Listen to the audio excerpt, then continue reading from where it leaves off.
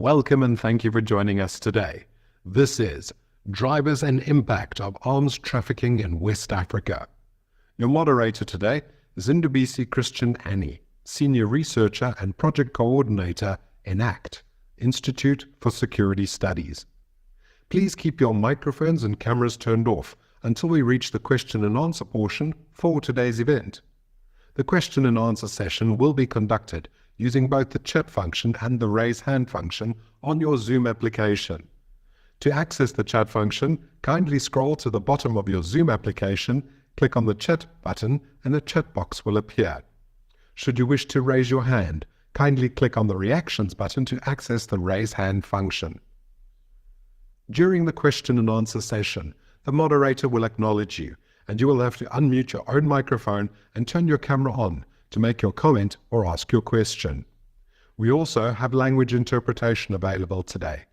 To access interpretation, scroll to the bottom bar of your Zoom application, click on the globe icon, and select the language of your preference. Please note, we will evaluate this event using an online poll. The evaluation is completely anonymous, and it helps us to present better events in future. Kindly do take a moment to complete it. It'll be launched following the presentations portion for today's event. As we wait for our final participants to connect their audio, we kindly remind you to please keep your microphones muted and your cameras turned off until we reach the Q&A portion for today. Also note, this event is being broadcast live on YouTube. Chatham House rule does not apply. This is Drivers and Impact of Arms Trafficking in West Africa. Christian, you have the floor. Thank you very much, and good morning, distinguished ladies and gentlemen. You're highly welcome to this policy event on drivers and impact of arms trafficking in West Africa. As introduced already, my name is Ndubuisi Christian Annie. I'm the Senior Researcher and Project Coordinator within the ISS ENACT project, but then I work closely and specifically on an ECOWAS project called the Organized Crime West Africa Response to Trafficking. The project is coordinated by the GIZ with financial support from the European Union and Germany.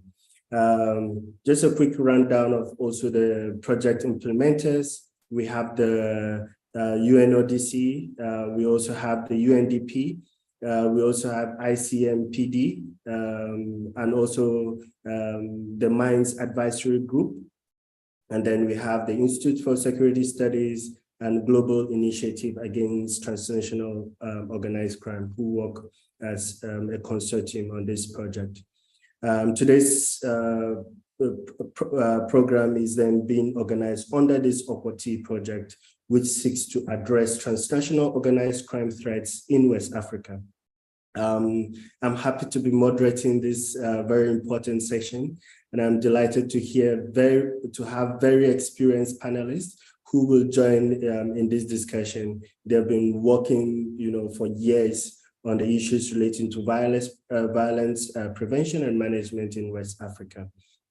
So we also have a couple of remarks also coming in from the ECOWAS Commission, and also remarks coming in from the German embassy as well, and also best wishes from the EU also coming through.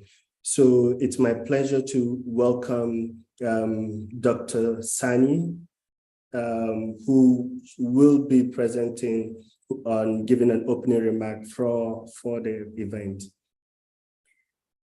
Also, because we are starting a little bit early, we may not have the opening remarks from Dr. Sani now, but then I'll also want to invite the German embassy in Abuja to open the mic and then speak.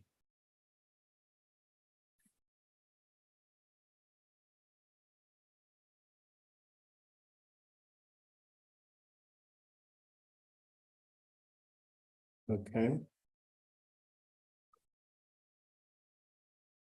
So I think we'll have the opening remarks later on within the discussion, but we'll go straight into the panel discussion. And I'll invite the first panel discussion will be on the demand and drivers of arms in Sahel. In terms of the moderation, there are 3 panel sessions, and I'll invite each speakers in each of the panel to make a remark. And then this will then be followed by a short question and answer session before we move on to the next panel. So I would like to invite Dr. Oluwole, who is the Regional Organized Crime Observatory Coordinator for Central Africa, to turn on his video and mic. And also I would like to invite Idris Mohammed, who is the CEO of the Suhu Development Initiative, SDI, to turn on his camera and also his mic. Thank you so much. Yeah. Christian, do I have the floor? Okay. Yes, I have a few questions for you so that we get right into it. But my first question will be that, Dr. Oluwole is involved in, publishing a recent report on urbanization and arms trafficking in Bamako and Lagos. And this report kind of looks at, the nature of arms trafficking in urban communities. So the first major question that I have for you today is, from your experience and from your research on the ground, what is the major drivers of arms trafficking in West African urban communities? Thank you so much, Christian. And I'm very happy to see some distinguished participants here who are also longtime friends that I've not had the privilege of meeting in a long time. Thank you for organizing this meeting. And to the question that you asked, I will start on the note of the fact that a number of factors are driving arms trafficking, particularly in cities in West Africa. And my study with ENACT, sponsored by Okwati, actually focused on Bamako and Lagos. Even though there are some form of similarity, there are also some point of divergence in terms of a peculiarity of each of the contests. So I started Bamako, for instance, and I will pinpoint the rise of a violent extremist group, the rise of a terrorist group, the rise of different amorphous armed groups, which, like in our context in Nigeria, most times they refer to them as bandits, also is precipitating the demand for illicit harm in the region, all over the places. And then a bit of historical linkage to the fall of Gaddafi in Libya, as some Tuareg rebels were returning from Libya with sophisticated weapons. Those weapons are still in circulation in West Africa today. Depending on who you listen to, there are different figures that are being quoted here and there. But what we do know is there are preponderance of illicit arms that are circulating in the hands of the armed groups in West Africa now, due to some of these factors that I just raised now, because they need, in fact, I do say that a violent extremist group are largely impotent until they are able to gain access to illicit harm. You can go on recruiting members, you can go on radicalizing them. If they do not have access to arms, there's little to what they can do in terms of creating violent attacks. So these, their continued rise, proliferation, so to speak, is one of the factors that is actually driving arms trafficking in that region now. And I also think when you come to Lagos, the sheer access to the sea, and when you look at the scale and dimensions of the seizures that the custom has made over the years of different arms, you know that this can only be driven, this can only be enabled as a result of the access to the sea. And another major factor is also, even within the urban context, there are different contestations among different ethnic groups. Anybody familiar with Lagos will recall the attack by OPC, attack by Hausa Fulani, attack even on the Igbo community, or maybe vice versa, so that it doesn't look like maybe I'm trying to spotlight any ethnic group in Nigeria. But we've had this ethnic rivalry that most of the times take place in market context, like we've seen in Idiaraba, that like we've seen in K2 and other markets where they are largely dominated by people that some people consider to be meddlesome interlopers, so to speak, even though this has no place in the constitution of the country, because people should be able to be free to live anywhere. But these are things that are raising contestations that have made people to take to harm. And then to now add this, add to the layer the rise of criminal groups. Sometimes they call them 1 million boys. Sometimes they call them, I mean, you know, I've forgotten what they call some of these boys, Awawa boys, who are actually also leveraging harms to be able to foment violent attacks in the city. So as cities continue to grow, people come into the cities with prospect of getting employment, and when they can't get employment, they take to street crimes, urchins, they take to traffic robbery. And in most cases, what is also linked to this is the availability of the market, and also gun being seen as a means of livelihood for people who are producing them. So you talk about blacksmiths who are producing guns.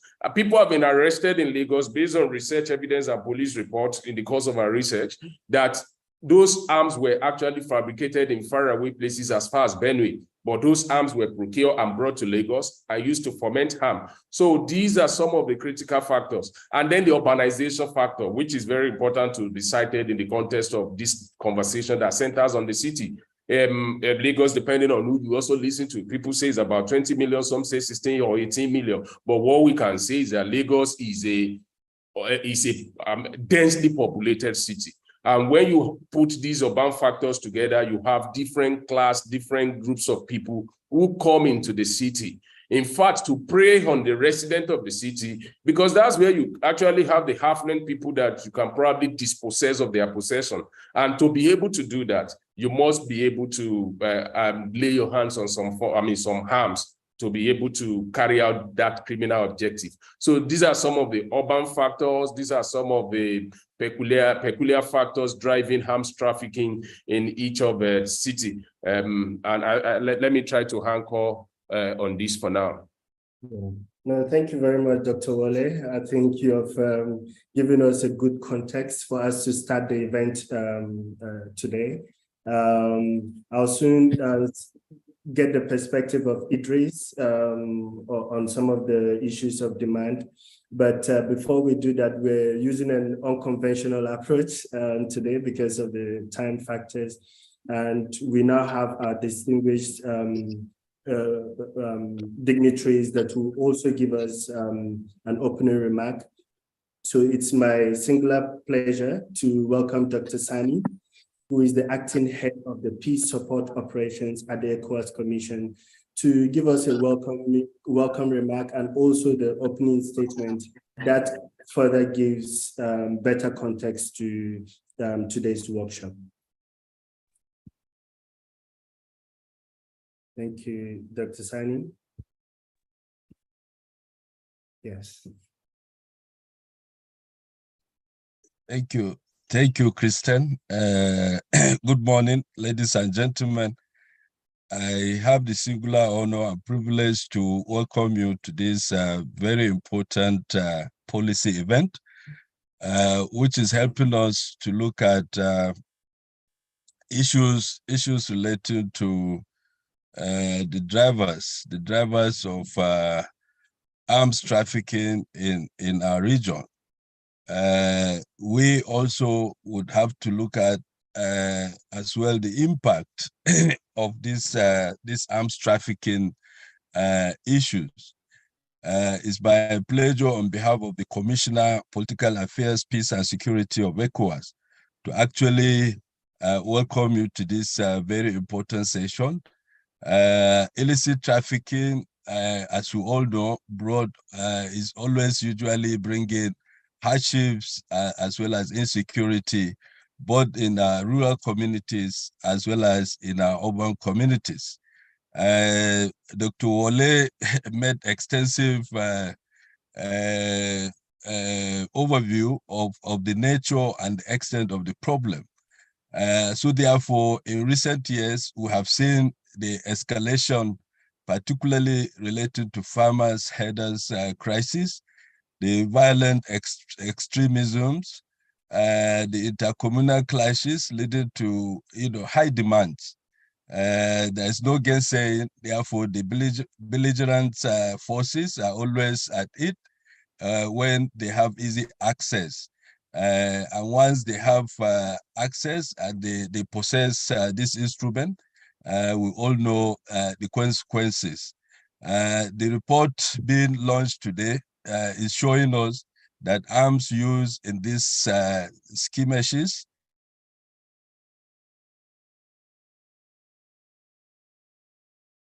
back to the Cold War era and the 2011 civil war in Libya. We all know since the fall of the regime of Gaddafi, the West African conflict system actually increased in terms of the quantum of numbers of arms in the region, and consequently we are seeing all the crises, particularly affecting our countries in the Sahel. So therefore, the current arms trafficking dynamics point to a significant diversion also of military stockpiles and therefore increasing the numbers.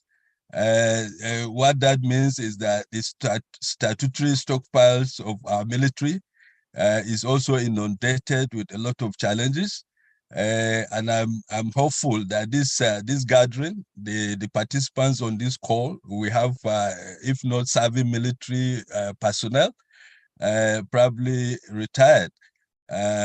Otherwise, looking forward, we would need to be engaging with the armed forces also when we're having policy events like this, so that issues related will also be discussed. It is worth noting that the weapons markets are equally rife in urban centers where states are struggling to manage rapid urbanization and low-income informal settlements.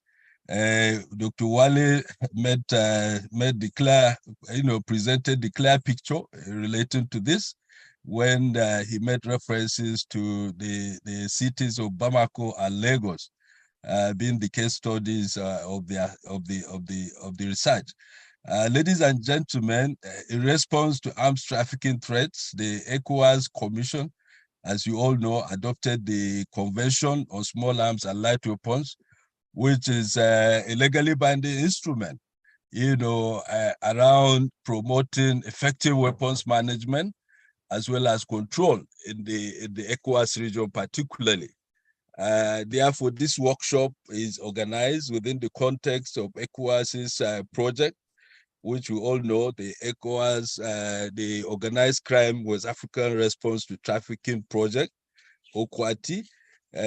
This is an important project for us in ECOWAS because it is actually bringing in, additional perspectives in terms of the inputs, towards accompanying our member states in curtailing the menace.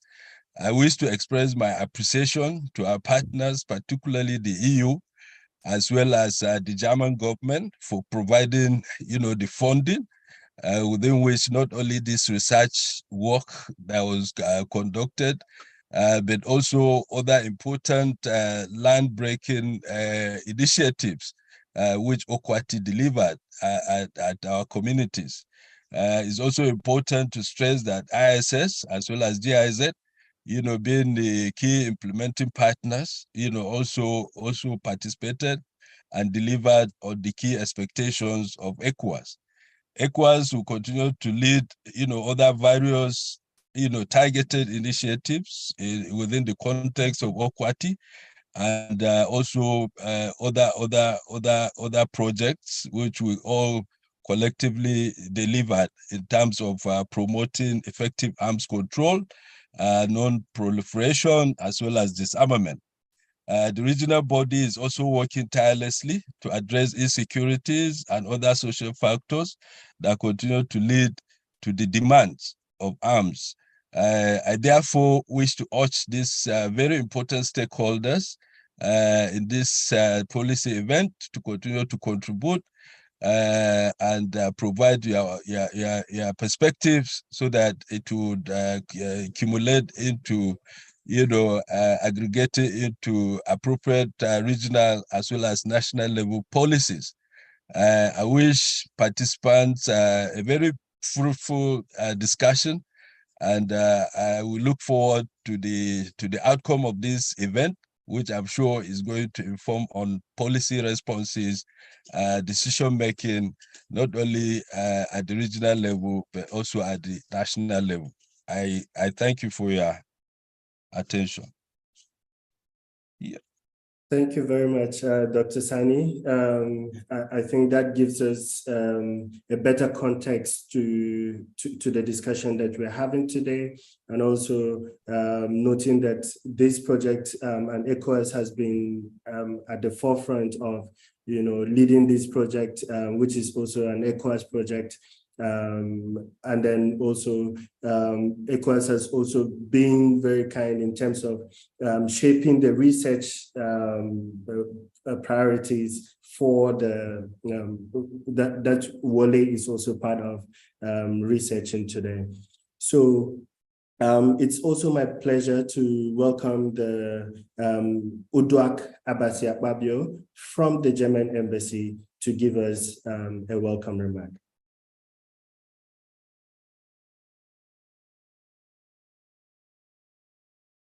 Hello, Doc, you're muted. Sorry.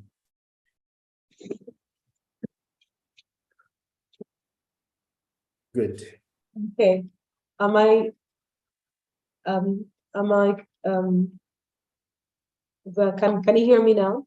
Yes, we can hear you. Please go. Thank you. Good morning, ladies and gentlemen.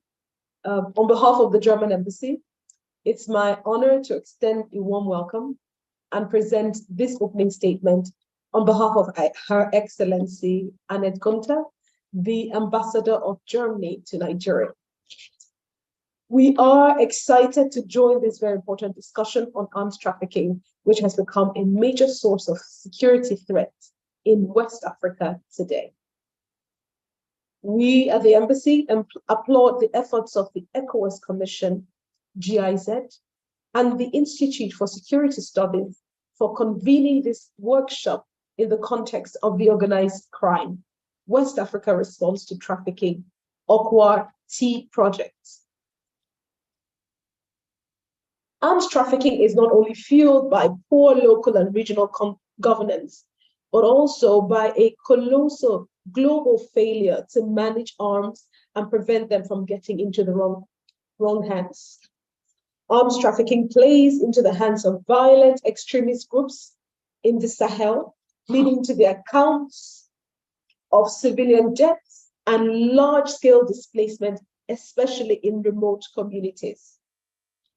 Among other factors, violent extremism fueled by the availability of weapons is one of the major causes of the recent coups, especially in Mali, Burkina Faso, and Niger.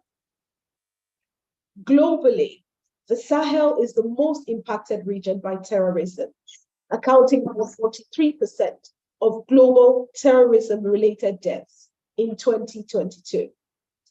Ladies and gentlemen, Germany is committed to supporting the concerted effort of ECOWAS and regional partners to address the demand and supply of arms trafficking.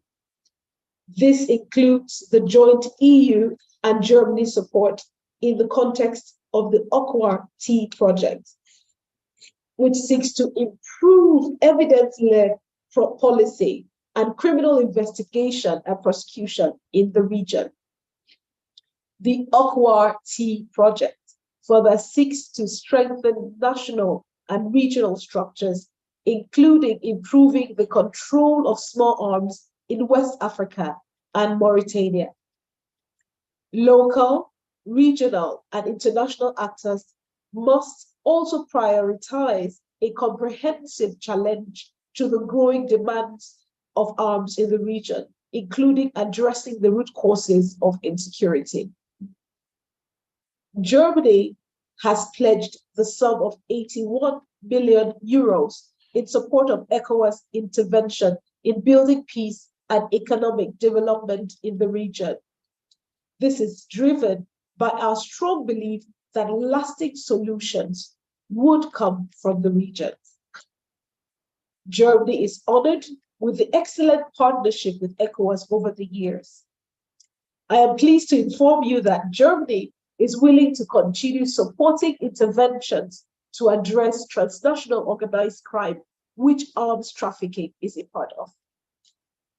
I wish the stakeholders of this policy event a fruitful deliberation and a collaborative approach to ensuring sustainable solutions in trafficking, in tackling the proliferation of small and light weapons in West Africa.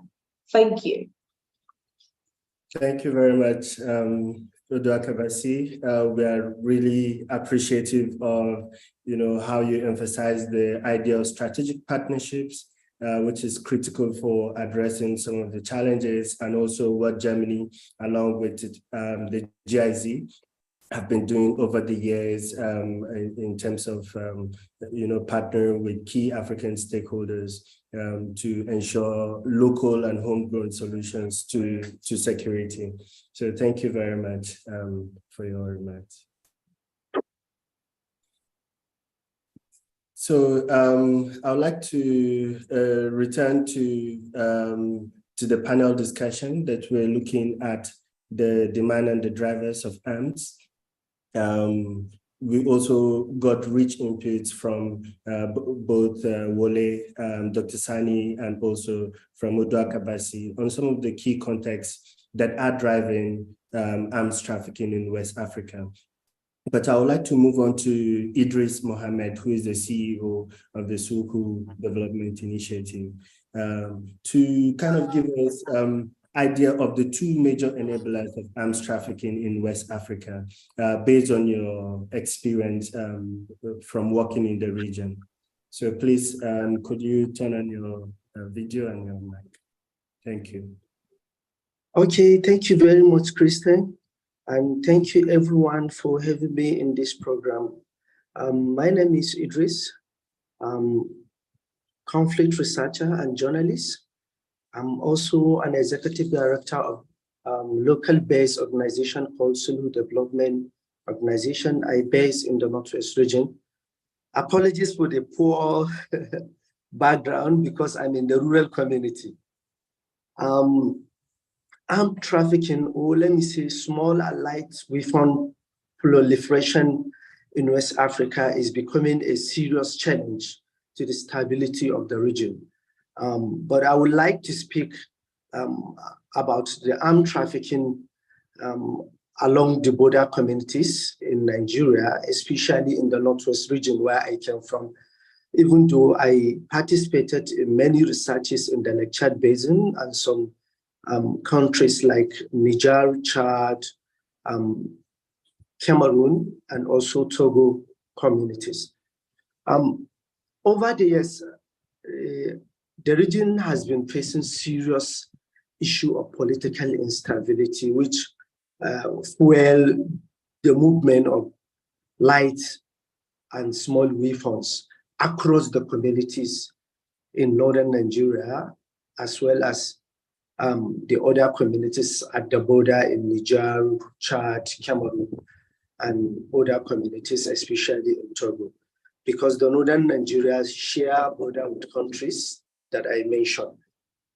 One of the major drivers of the movement of small and light weapons, or let me say, the proliferation of weapons in the continent is the political instability in most of the countries. For example, Burkina Faso, India, Chad, Mali, Over the years, we have seen how the political instability has caused a lot of damages in both the political spectrum as well as the peace and stability in the region. And several studies and researchers has fingered or pointed the movement of armed trafficking in the region as a result of the demise of Gaddafi in 2011, which gave, easy access to so many people to acquire weapons, especially in Nigeria. I could recall in the community where I came from, which is at the border region in the Northwest region, in far back 2012, 2013, you can move to the nearby border community with Niger and get weapons like AK-47 and the live ammunition with less than $10. You can acquire very sophisticated weapons because they were at abundance. They were selling live ammunitions like grains, like the way you go to the market and buy rice or maize.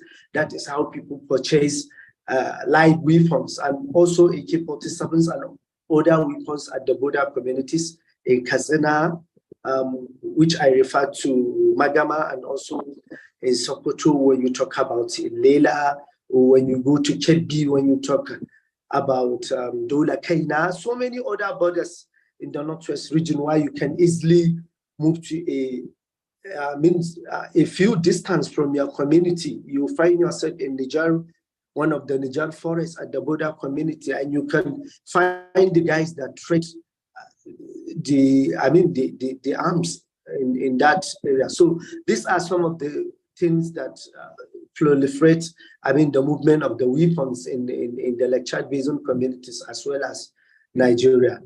And another driving factor I can say is the pastoralist / the farmer conflict. The region has been facing protracted farmer-herders conflict, which give people that self-confidence to acquire weapons for the self-defense. Also, the recent issue of armed banditry, the Northwest region has been facing protracted armed banditry for over a decade now. I think since 2011, when the bandit attacked the Saddle community and killed over, 100 people. I think that was another incident that give people chance of acquiring weapons for self-defense, because people realize that government has little control or has no interest of defending them, so they rather acquire weapons in the name of the self-defense. So another driver of the armed conflict, armed trafficking in the region, is the issue of ego / civilization narratives in the rural communities. I know this is something that is not well known by the researchers, but it's recent thing that happening, especially at the poor people that are living in ungovernable space. They think it is civilization now for them to acquire weapons, especially the young ones, because when you have an AK-47 weapon, you will become a civilized and well-celebrated young person in your community. And this is happening in the Fulani settlements, especially in Sokoto, Zamfara, and Katsina, where you can see a young person at the age of 15, 17, 18, shouldering an AK-47. So it's a sign for him as the most civilized young person in the community. So this is another thing that make or push people to acquire weapon in the name of the ego / civilization narratives. So another thing is the issue of gold mining, the illegal gold mining in Zamfara state and some part of Katsina, Niger, and recently in Sokoto state.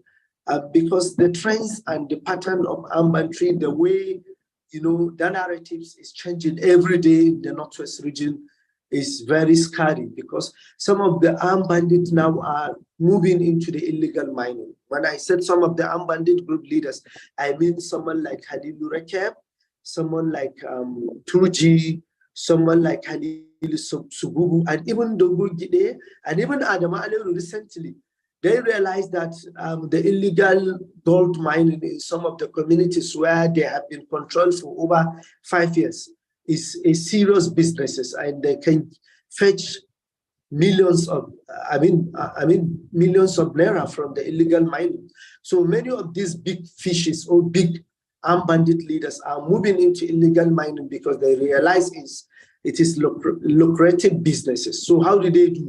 They already earn the trust of the locals because they have been building trust with the locals, the host communities of illegal mining. So they are providing them with the weapons for self-defense also.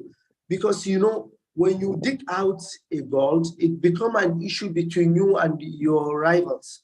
Because for you to move the gold from the mining to the location where you can sell it or where you can exchange it for another thing, someone can easily, you know, stop you by the road, kill you, or seize, the gold from your hand. So the illegal miners, they need guns for them to protect themselves. So I think this is another thing that pushed so many people to acquire weapons in the Northwest region. The other thing is the poor policing of international borders and the issue of porous borders. In Ilela local government in Sokoto State, which is one of the local government at the border communities with Niger, we conducted a research in 2020, and I found out that there are over 600 porous borders in Ilela community only, and with less than 150 security personnel. When I say security personnel, I mean the immigration officers, the customs, the military, the police. They are less than 150 personnel, you know, policing over 600 porous borders. Even now, just few weeks back, I was at the border in Ilela to investigate the economic situation of the shutdown border because of the political instability in Niger. Even though they shut down borders, but the commercial activities are going on at the border communities. People are still moving into the Niger Republic, doing their businesses and coming back because of the presence of the borders. Because at the backyard of somebody's house is Niger Republic. You can quickly move into the Niger Republic, do your business, and get back to Nigeria, and nobody knows what you're doing.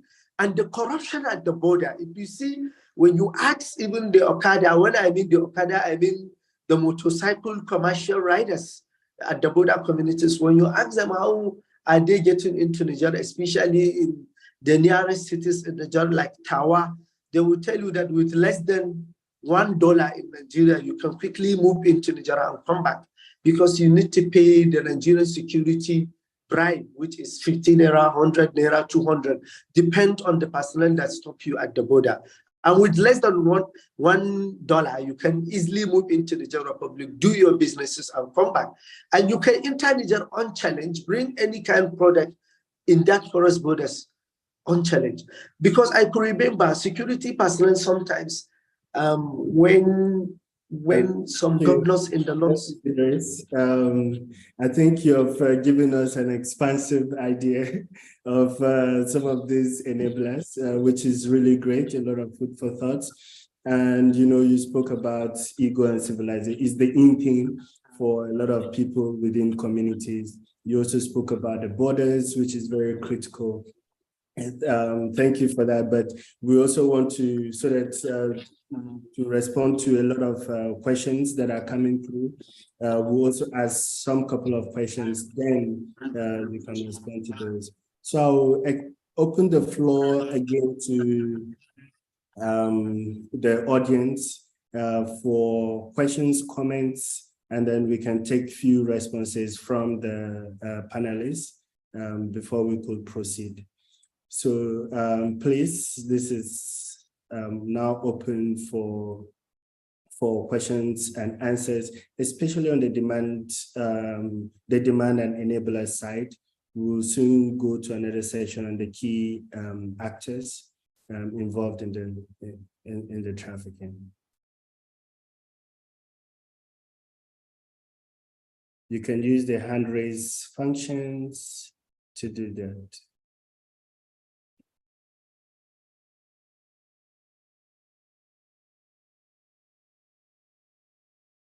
So I have a quick a very good comment that is coming from the chat function that I'll direct to.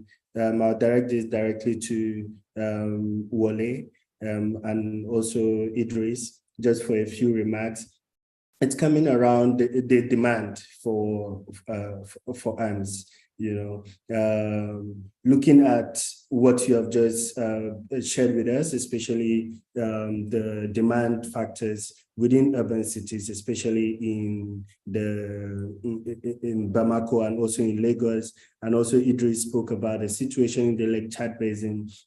Like, how do you think, or what do you think that ECOWAS has been doing in terms of the joint cooperation to address the challenges of arms trafficking, especially when it comes to borders? Or what do you think should be the main way of addressing the demands and some of these enablers for arms trafficking? Thank you so much, Christian, and thank you for that question. I do hope maybe whatever I'm going to say, maybe Dr. Sani is going to also provide some additional clarification. As an insider in ECOWAS, I'm an observer from the house side, even though I'm an ECOWAS citizen. But you know, as much as we talk about regional integration, we also need to emphasize the fact that if each country is not going to do its own bidding of that cooperation, particularly in security cooperation in protecting the border, there's little to what ECOWAS by itself can do. ECOWAS has liberalized movement of persons long time ago, but what we have not seen in terms of complementary response on the part of the states that make up the ECOWAS is improvement in border security. So people who commit some of this crime really move by the hair. They move on maybe local motorcycles or even by legs to cross to move across the border. So like Idris, I think example that Idris just made now about maybe over 60, I can't recall the figure, but that is enormous in terms of Ilela alone. That is around Sokoto, Benin, and Niger axis of that corridor. And that is the pocket of experience you see all over the places. Niger and Nigeria has about just a little less than 1,500 stretch of kilometer in terms of the area of our boundary. And you can imagine probably you have less than maybe 500 security officials from both ends manning that stretch of boundary. Or that is official, we're talking about official border outlets now. Unofficial, the figure goes out of the roof. So I think what we've not seen is that we have not modernized, the state have not modernized their security response in combating border porosity in the region. And to the best of my knowledge, ECOWAS has no standby force to do that for the state. It is the state that should take the responsibility for that. And to the extent to which states cannot modernize their security architecture to respond by deploying sufficient technology to be able to do that, it becomes very difficult in terms of what ECOWAS can do. So people move as far as from Mauritania, and those arms get percolated to as far as Niger Delta in Nigeria, based on evidence. It goes as far as Central African Republic, and it also comes from that direction to West Africa. So I don't think it's more about what ECOWAS can do. It's because ECOWAS by itself is an entity that is made up of states. It is what the states are doing in their different jurisdictions to actually improve on border governance and security in the region. That is where the challenge lies as far as protecting our border is concerned. I'm part of the people advocating that we should liberalize movement of persons, remove any impediment that is probably still remaining in terms of how people can move in the region. But the major thing that is undermining that is also that there is no complementary effort because it must be a balancing act, and states are not taking that responsibility serious, to the best of my knowledge. Thank you very much, Dr. Wole. We will still get to that where a further unpacking of some of these responses. where Dr. Ndubuisi and also Dr. Morris will be speaking on. But then it's a good contextualization of, how to begin to address some of these demand and enabling factors. Grace, maybe a minute also to respond to this. What is the one thing that you think must be done to address the demands, especially when you speak about the ego and civilization aspect as a cause for demand in communities nowadays?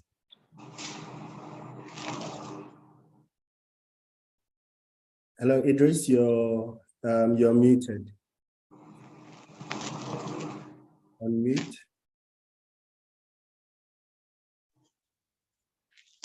Okay, so we can't hear from Idris, so we'll go to immediately to the next panel discussion. And in this panel session, we have Dr. Nelson Alusala, who is an independent consultant. He has worked for many years on the issues of arms trafficking. We also have Dr. Mutiat Oladejo, who is the convener for Obinrin Afrika Initiative for Research and Development, who has been working on the gender dimensions of insecurity in West Africa. But for the first part of the question, I'll go to Dr. Nelson to give us a better sense of some of the major actors that are involved in arms trafficking in the West African Sahel region, and what is the nature of this trafficking in illicit arms. When we speak of, arms trafficking as arms trafficking, who are those that are involved, and what is the nature of those illicit trafficking as it is? Thank you, Dr. Nelson. Thank you, Dr. Christian, and thank you, everybody. Good morning. My name is Nelson Alusala, and I'm going to talk about a piece of research that we've been conducting in the Sahel region, basically covering parts of West Africa as well. And in this research, we aimed to look at the issue of the flow of arms, illicit arms, within the region. And the methodology was basically to look at 4 countries: Burkina Faso, Nigeria, Niger, and Mauritania. But then when you get to the ground, we found that the issue of illicit arms flows in the region has actually been studied reasonably deeply, but not exhaustively at the same time. There are so many other aspects that are yet to be looked at. For example, what Idris has mentioned in his discussion, the issue of border points. And border points, many times we understand them in terms of 2 countries, which has been explored, and there's quite reasonable research work on that, policy-oriented research. But one element that struck us in the assessment was the role of tri-border points that at which 3 countries meet. And that presents a very a reasonably dark spot or gray area in terms of transnational flow of illicit weapons.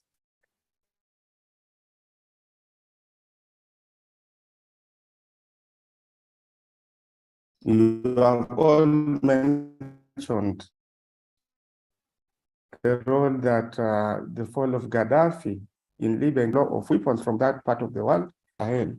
So when we looked at the flow of weapons from, for instance, Libya, if I take that particular element down into the rest of the continent, specifically in West Africa, the Sahel, looking at Mali, for example, though we didn't cover Mali, but Mali pops up everywhere, Niger, Burkina Faso. The instabilities that we see today are largely also linked to the easy flow of weapons across borders, but also within the countries. So I'll go straight to responding to the question that is of focus today, and that is looking at the actors, but also looking at the general flow of these weapons. Now, we found, as I've said, that the tri-border points, the border points at which three countries meet, play a significant role because of the black or spots or gray areas in that it's very difficult to track the movement of these arms traffickers within the three countries. If you take the example of a tri-border point, like, let me give an example of Tinzautini. Tinzautini is located on the Algerian side at the apex of Algeria, Mali, Niger border. And since we are studying Niger, we looked at the tri-border point with these other three countries. The traffickers supply arms and ammunition from northern Mali to Tinzautini by taking advantage of the weak border controls and the informal trade that takes place across these borders. Apparently, the interviews revealed that these are very busy points. They are actually the hubs of survival, of livelihoods.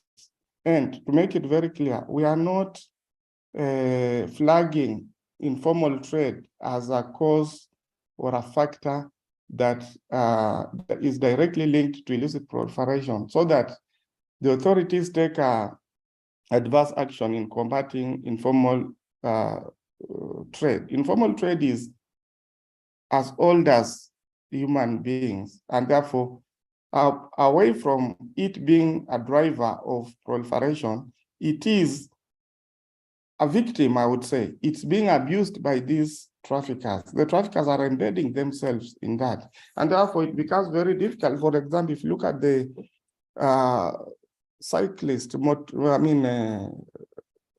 you may call motorbike cyclists, transcending those areas. In 10 minutes, they can go around the three countries. And if they are carrying a weapon, the actual head of the security agents' communication, if information is to circulate from country A, B, C, it will take a few hours, and the criminal will have rounded the three. So the three countries. So it becomes very difficult to monitor. So we looked at 6 tri-border points. We looked at Tinzautini, which is on the Algerian side, but lying on Algeria, Mali, apex as well. We looked at Murzu, Libya border point that lies also alongside Chad and Niger. We looked at Malan Fatori, and this is in the northeastern region of Nigeria, along the borders of Niger and Chad, and Gaia, which is a part of the Dosso region of Niger at the apex of Benin and Nigeria border.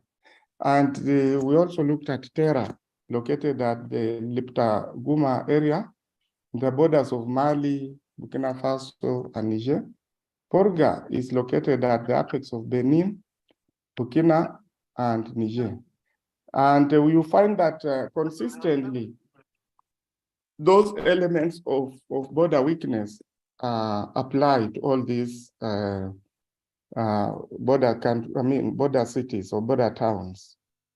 Now, what are the commonalities across the six, we call them 6 nodes or 6 tri-points?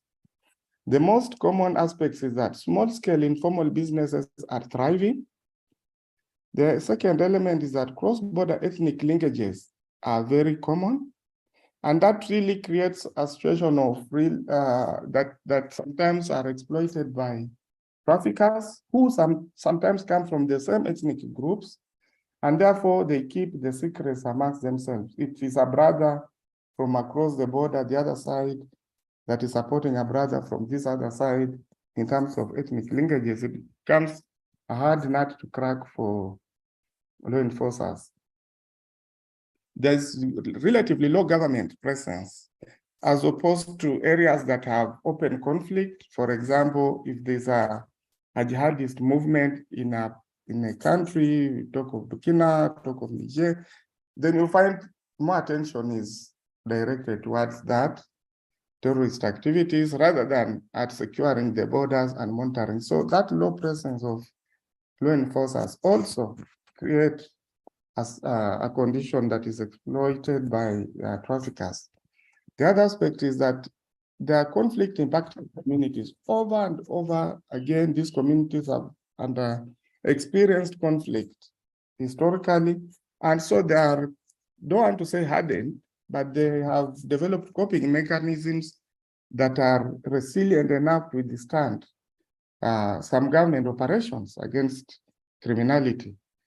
There are also criminal networks that are specifically dominant in transferring weapons from one territory to another. Take the flow of weapons from Libya and the Tuareg factor. We elaborate how the Tuaregs played a role and continue to do so as cattle herders, as long distance travelers in concealing weapons in their cargo, in their whatever they're selling from one point to the other. And there are those that specifically use trade as a front when the reality they're actually trafficking in weapons and ammunition. We went ahead to look at actors involved. We have had immediate first presenters talking about the gunsmiths, the artisanal producers, or the blacksmiths as we call them also, that play a major role in West Africa generally, and specifically in the country studied, they are a major player in reconditioning weapons, in creating hybrid weapons, using factory manufactured parts to integrate with locally manufactured systems. And that is an element that featured as well. We have state security actors involved in diversion. I think Dr. Sani mentioned that state arsenals being diverted towards, non-state actors. And this is more so in terms of ammunition as well. Without ammunition, as we know, the weapons themselves will be dysfunctional. So they have to be fed. And ammunition, we talk about it in terms of, it's a perishable, okay? While the gun is non-perishable. So if you don't feed the gun with the food, the gun will be dysfunctional. And the food is the ammunition. So if we can curtail that in terms of diversion from national stocks, particularly of ammunition, because these guns can live for years. Ammunition has an expiry date, notwithstanding the fact that once you shoot, you cannot use that bullet again. I mean, it's gone, it's spent. So that becomes a very big lacuna. Hunters, we have had hunters, vigilantes, ethnic militias. These are players that we all understand how they fund or drive the demand and supply of these arms and ammunition.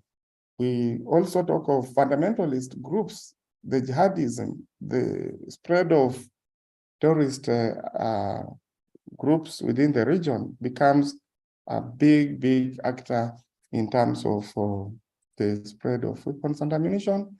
Transnational criminal organizations I've already mentioned, and they play a big role as well in terms of the spread of these weapons, arms and ammunition. The youth and women, we should never ignore this. And the study reflects on how they are used sometimes as spies in terms of stockpile, especially stockpile leakage from government stocks, and even when troops are moving from one area to another, combating non-state actors, if the word leaks, it leaks because there are civilians that peddle information from point A to B. And then these state actors get attacked, they get ambushed. And there are numerous examples, for example, in terms of northern Burkina Faso, where troops have been ambushed and huge stocks of ammunition has been lost to these non-state actors. And we do not want to criminalize the youth and women, to make it very clear. We're only saying their vulnerability because of especially poverty and the need to survive, search for livelihoods, make them ache for a living in whichever way, and they become exposed to anyone wanting to take advantage of them. And therefore, the reverse context is that we need to have robust programs that support this, because this, especially the youth, they are the leaders of tomorrow. And if we forget them, then the cyclic nature of this problem repeats itself, and we'll keep meeting in these forums and talking more and more about this if we do not really mitigate the problem from the root. Yeah, I think I will stop there for now, and I appreciate this discussion, and I pray that the outcome really fits into policy and that we come to see the impact, more so for the societies that are suffering, that are experiencing this every day. Thank you very much for this opportunity, and have a good day. Yeah, thank you very much, Dr. Nelson.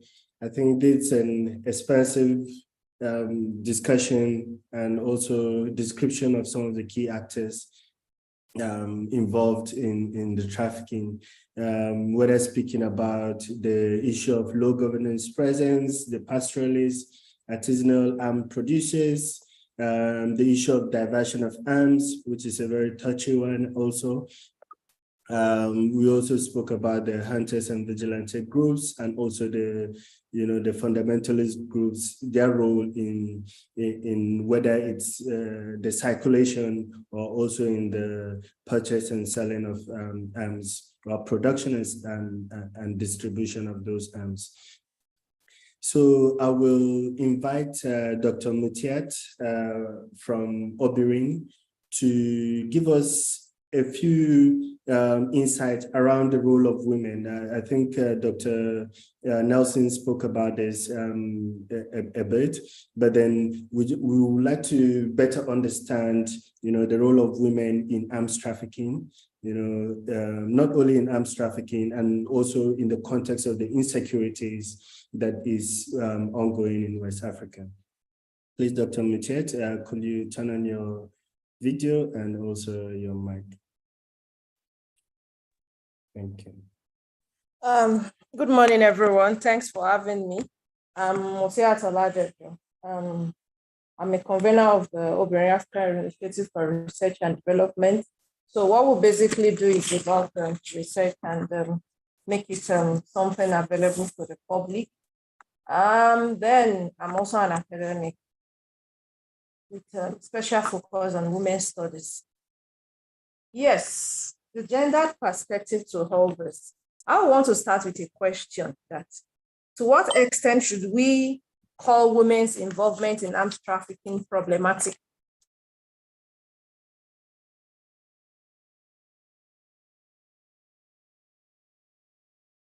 We often regard it as problematic.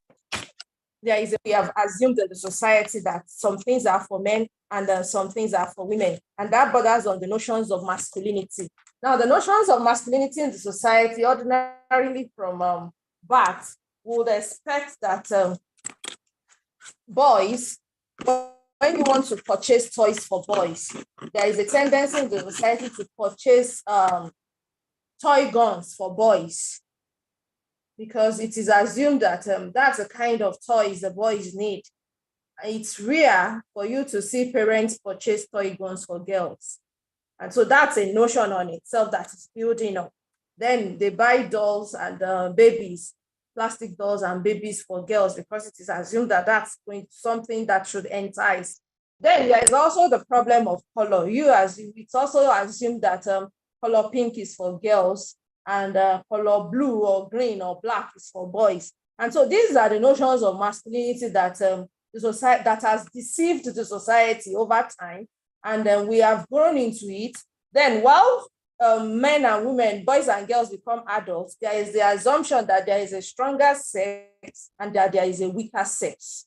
On that basis, the question of surrounding harms becomes a problem, which is not supposed to be a problem, because the society is not about men alone, it's also about women. But then that gives us an idea of trying to segregate between what male criminality means and female criminality means. But in this case, I'm trying to rub it off that there is nothing like male or female criminality when it comes to possession of arms. Rather, I want to see it as an holistic thing. Holistic in the sense that it's about a man all alone cannot engage in an enterprise without a woman. So on that basis, I'm going to be saying that the way women are involved is a holistic one that is general to every other enterprise that you can find in the society, because these men that are involved in possession of arms or arms trafficking, they have mothers, they have sisters, they have intimate partners or wives, they have female syndicates who are just collaborators. So when you have these women around them, and then the men also capitalize on the fact that the women have been seen as the weaker sex, and there are instruments around the personality of a woman that can actually be used to conceal the arms. Then it comes to the question of how, at times, dressing is being used as a reason to conceal harms. Then it brings about the question of how women are able to navigate roadblocks, checks by the military and paramilitaries, because a woman has a sex appeal. So having that sex appeal in itself is already something that qualifies the woman to move on without being checked. Yes, these women are couriers of these arms. So in this wise, I will say that women are involved in arms trafficking in various categories.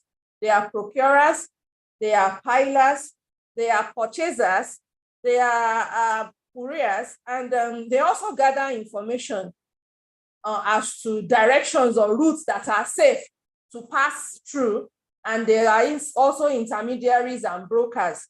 It's good that previous speakers have talked about how the borders are porous. Yes, that enables the roles of these women to become even information gatherers, to actually give information as to when it is safe to pass or when it's not safe to pass. Some of the researches that have been done, we realized that newspaper reports come up with how women were arrested as couriers or purchasers or pilers or whatever. And they usually find them in awkward positions or spaces that cannot even be imagined that they are involved in this. And so that in itself negates how women are being viewed as the weaker sex, as we have made to understand in stereotypes of gender in society. So, of course, it's about criminality. And I begin to wonder, should we continue to call it a criminal livelihood or a non-criminal livelihood? Because it's an industry on its own that has expanded so much, and it has become a norm to call it a way of livelihood for people, especially when you have a situation where there are little sources of empowerment, hyperinflation going on in society. And so a number of women involved in this are even so coded. You wouldn't know they are involved because to them it's a means of livelihood. They don't see it as part of as a reason. They don't see a reason to see it as a criminal act so much morally, because they believe it's also part of livelihood. And it also brings to the question of how criminality has been normalized in societies where this is rampant. For instance, the issues that much as it is national, it is international, and it's being seen as a big deal. But to the people involved, it isn't seen as a big deal because it's already taken as a way of life. And so that's another perspective to understand the psychology of arms trafficking as it works among those people. And then sub-ethnic issues also come in, because some of the women involved usually see it as, okay, we are trying to fight a community that is impeding on our growth. And not necessarily, they don't see it as a too broad issue, but it becomes a micro issue to them, that part of the reasons where they are also involved as pilots and as information gatherers is because they want to, they are part of a group and they want to ensure and see to the conquest of another group. And so that's also a perspective to look at it. But then, all in all, while we are talking about arms trafficking and all the likes, we should also consider the fact that in the pre-colonial economies of our society, even before our colonial experiences, there were industries that were existing. And these industries, production of arms, small weapons, was also part of the products put out in those times. Then we need to understand that since it's an industry that was even part of us before colonialism, to what extent should we continue to regard it as criminal? And what regulations do we have in place to actually distinguish indigenous weapon production as an industry that ought to be focused on? I understand that Sani in Nigeria, for example, is a government agency that is trying to see to the development of indigenous weapon production. Then you will say that indigenous weapon production it's a normal thing in the society where you also have women involved in the production process, because production process is not just about the blacksmith alone. A process is involved and it's an industry. So women are also involved as mothers, sisters, daughters, and everything. Of course, we remember that during the Nigerian Civil War, for example, homemade explosives were called Ogunigwe, was produced in Biafra then. And there was even a research lab that was created during Biafra for this indigenous production. And this has to do with how people have been able to invent and innovate something for a purpose. So when we are talking about the gender dimensions, it's a very, I wouldn't say complicated, but it's complex. Much as it's a direction to livelihood, it's a direction to criminality, it's a direction to internal growth and development. So let me put my intervention at that. Thank you.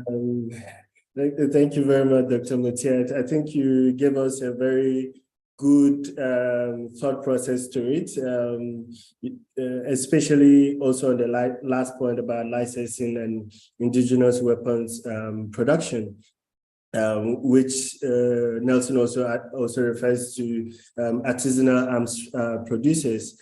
I think it's a very critical thing to see the context. While in some societies, arms is seen almost as something that is wrong to do, but then it's part of an enterprise. It's also part of a civilization. In many communities, and it speaks a lot about the licensing, the regulations around also the indigenous aspects and the proper regulation, as colleagues have already referred to already. But then thank you, Dr. Mutiat. You highly, gave us a good insight about the agency of women, both in procurement, possession, concealment, and even navigation, around security checks, and other perspectives, to begin to see beyond the impact on women, to see the agency of women, in the arms trafficking world. Now I'll turn to Hamidou Diallo. Hamidou has been working extensively on community responses to violent extremism, especially also coming from the situation in Mali. And there is a lot of discourse about hunters, vigilantes, and ethnic militias involvement in arms trafficking. So it would be good to get a sense of that key dynamics within the context of Mali and the Sahel in general. Hamidou, it's happy to welcome you. Thank you. Bonjour, merci de m'avoir accueilli et merci pour l'invitation, Dr. Christian. Donc, je vais essayer quand même de dire quelque chose après toutes ces interventions. Avant de commencer, je voudrais quand même rebondir sur ce que Dr. Mutiat a parlé sur les femmes. Et la dire aussi que dans la zone de l'Iptako aujourd'hui, et particulièrement, les femmes jouent un très grand rôle. elles sont à la fois la protectrice, mais celles aussi qui maintiennent le village actuellement en cette période de guerre. Voilà, et on a majoritairement, pardon, nous avons vu majoritairement des femmes devenir celles qui ravitaillent les villages au lieu des hommes. Donc, dans cette partie du monde, elles ne sont pas considérées comme une sexe faible, mais comme étant la mère qui protège et aussi, voilà, qui aujourd'hui construit les villages parce qu'elles sont le seul à qui tu trouves dans un village aujourd'hui, majoritairement dans les zones de conflit. Donc, voilà, ceci dit, aujourd'hui, sans les femmes dans cette zone, je ne sais pas si, voilà, on va parler de l'existence d'un certain nombre de villages ou de foyers ou de marchés. Voilà, ça c'est juste une parenthèse. Hein. Vous savez, au Mali, la situation sécuritaire est extrêmement tendue, surtout depuis ces derniers mois, avec d'abord le départ des partenaires internationaux, mais aussi ces derniers temps avec le départ continu hein, de ces partenaires, y compris la MINUSMA, ce qui met fin à quand même l'accord de paix qui a été signé en 2015 entre un certain nombre de groupes armés, particulièrement la CMA, Coordination du mouvement de la Zawad, qui en 2012 occupait les régions du Nord, et aussi et la plateforme qui regroupe un certain nombre de groupes à la fois qui avaient d'idéologie séparatiste, mais qui sont revenus, mais aussi en appui au gouvernement. Et ceci dit, depuis le début du retrait de ces forces, ça a cristallisé beaucoup de tensions entre les acteurs armés parce que l'accord prévoyait que tout allait se décider à trois, c'est-à-dire le gouvernement, la plateforme et la CMA. Bon, c'est que depuis ce coup d'État n'a pas été le cas. En un mot, les premières heures de la transition ont été un peu intenses dans le cadre de l'application de l'accord, mais au fur et à mesure qu'on avance, il y a eu vraiment du déraillement. Et voilà, aujourd'hui, nous sommes dans une situation où c'est une mesure de force entre le gouvernement qui tente de récupérer les zones, c'est-à-dire où occuper les groupes armés prévus par les arrangements du cessez-le-feu de 2014. Et les groupes armés aussi qui tentent voilà, d'aller un peu plus dans les sites du Mali. Mais hormis ces acteurs, nous avons aussi des groupes armés qualifiés de terroristes. Il s'agit de l'État islamique et de la coalition Junim soutenue par Al-Qaïda. Mais aussi, nous avons dans les régions centre et sud du Mali aujourd'hui une multiplication, c'est-à-dire des mouvements armés, particulièrement des donzos, qui sont des groupes voilà, bon, des sacers traditionnels, mais qui aujourd'hui ne sont plus des sacers avec Fiji des SAS, mais des sacers avec des PKM, mais aussi des Kalachnikov et des gens, voilà, ayant suivi des formations militaires et qui sont devenus des guerriers aujourd'hui. Bon, si on dit sacers, c'est vraiment pour rappeler, mais aujourd'hui, ce ne sont plus des sacers parce qu'ils ne savent pas des gibiers, mais des hommes. Donc, il y a ça et tous ces acteurs aujourd'hui utilisent des armes, ce qui a fait qu'il y a une exploration en fait de vente et de trafic d'armes sur le territoire malien. Et ce trafic d'armes peut auparavant était détenu majoritairement par des groupes armés terroristes, mais aujourd'hui aussi ma force est de constater que nous avons vu certains acteurs, bon, certains militaires aussi s'adonner à ce trafic d'armes. Ça veut dire qu'ils puisent des armes dans, c'est-à-dire les poudrières de l'État pour aller les revendre à des acteurs spécifiques, hein, des acteurs armés. Nous avons vu beaucoup d'arrestations de bis ou il y a des procès de militaires même à Bamako pour trafic d'armes et vente d'armes aux groupes armés terroristes. Et aussi, c'est même, vous savez, l'armée, c'est aussi tout le monde. L'armée, c'est toutes les communautés. Nous avons certains aussi qui en profitent pour les donner à leurs parents, qu'ils soient dojo ou éleveurs, qui tentent vraiment de se protéger de cette situation. Donc, il y a ça, mais aussi, on a toujours ce grand trafic international d'armes qui transite dans le Mali et qui est détenu majoritairement par aujourd'hui les groupes armés terroristes. Parce que pour se rappeler, hein, à la fois les groupes armés, ils utilisent ces armes, mais ils les revendent parce que c'est devenu aujourd'hui un marché assez lucratif pour eux et ça leur permet aussi de maintenir l'économie de la zone. Et dans ces parties, je parle que ce soit des régions nord du Mali, Gao, Kidal, Tombouctou, Gao, mais aussi dans les régions centres, on va parler particulièrement de Mopti et de Ségou, où que ce soit les éleveurs ou les agriculteurs, les gens sont obligés d'avoir une arme.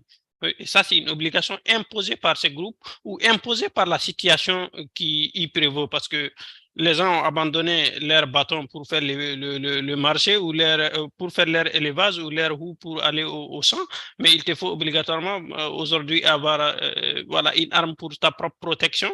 Bon, c'est devenu, je dirais, hein, il y a une personne, j'ai oublié de noter son nom, qui est intervenue, mais parlant aussi d'une sorte de civilisation, le fait de porter une arme. Mais c'est devenu aujourd'hui une réalité sur le terrain. Et ça voilà, c'est le truc. Et en même temps aussi, nous avons tout le flux des réseaux internationaux de trafic d'armes qui continue aussi de ravitailler les Mali en provenance aussi voilà, de pays, que ce soit de la Libye, de l'Algérie. Et ça arrive continuellement. Hormis ça, il faut dire aussi, c'est même, il y a les réseaux de trafic de drogue aussi qui ravitaillent, bon, qui se maintient aussi via, c'est-à-dire la présence des acteurs armés et qui continue aussi de ravitailler, c'est-à-dire ces acteurs en armement. Mais en plus de ça, pour encore ajouter et ne pas être assez long, nous avons des attaques contre des armées où les groupes armés aujourd'hui pillent aussi l'essentiel de leurs armes. Et ces attaques contre des casernes militaires leur permettent de se ravitailler. Et en dernière, nous avons tout récemment l'attaque, je me permets de donner l'exemple au Burkina, des Goumou ou quand même des Yamba, pardon, à la frontière avec les Togo ou contre l'unité de forces spéciales de la police burkinabé, où les groupes en ont pris des milliers d'armes. Donc, ils n'ont pas, en fait, ils vont pas tout utiliser toutes ces armes prises contre les casernes militaires tout récemment d'Assaran ou de Bamba ou voilà, ou même dans la région de Mopti, de Djoura. C'est des centaines d'armes reprises, que ce soit par les groupes signataires de l'accord, comme on dit, ou que ce soit par des réseaux terroristes, ou même tout récemment au Niger. Et toutes ces armes se retrouvent aujourd'hui dans la circulation au marché. Une bonne partie se retrouve au marché. Voilà.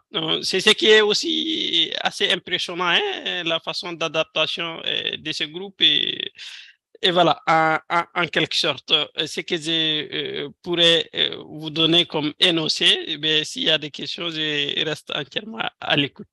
Juste, Christian, pour finir, nous avons quand même fait un travail sur aussi les économies illicites et nous avons vu aussi tous les enjeux que portent aujourd'hui la façon dont les groupes armés sont en train d'aller vers les sites et même d'encercler Bamako.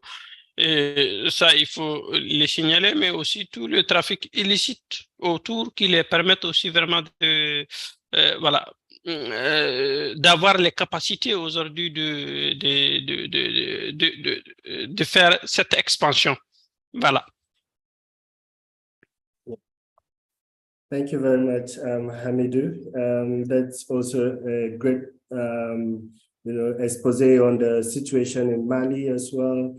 You built from the context of women involvement, also speaking to how arms is now, like almost everyone now is forced to have arms due to the insecurities, both in terms of the violent extremism or from different militias who are operating, and some of the flows from the border communities as well, whether it be Algeria or different other contexts, which then complicates the situation, the security situation in the Sahel.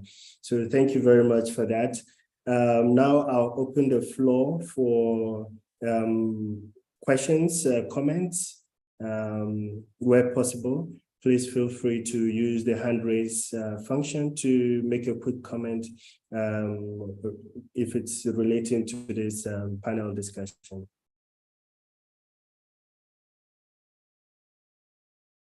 So Hamidou is also a member of the West Africa Research Network on Organized Crime, just started last year. And it's been a vibrant network of civil society organizations that are working around issues on organized crime in collaboration and coordination with ECOWAS. So there's also been there are also a lot of members of WANOC, as it is called, in abbreviated format, who are in this call. So I'm happy to welcome your submissions as well. So we have a number of questions, but they're a little bit more policy related and a lot of solutions driven. So I want to leave that not for the last, but for a very strong discussion that we'll have just now on the impact and then the responses of arms trafficking in West African communities. So before I move to this panel, there's a hand for Sani Alassan. Please, can you come in with your question, please?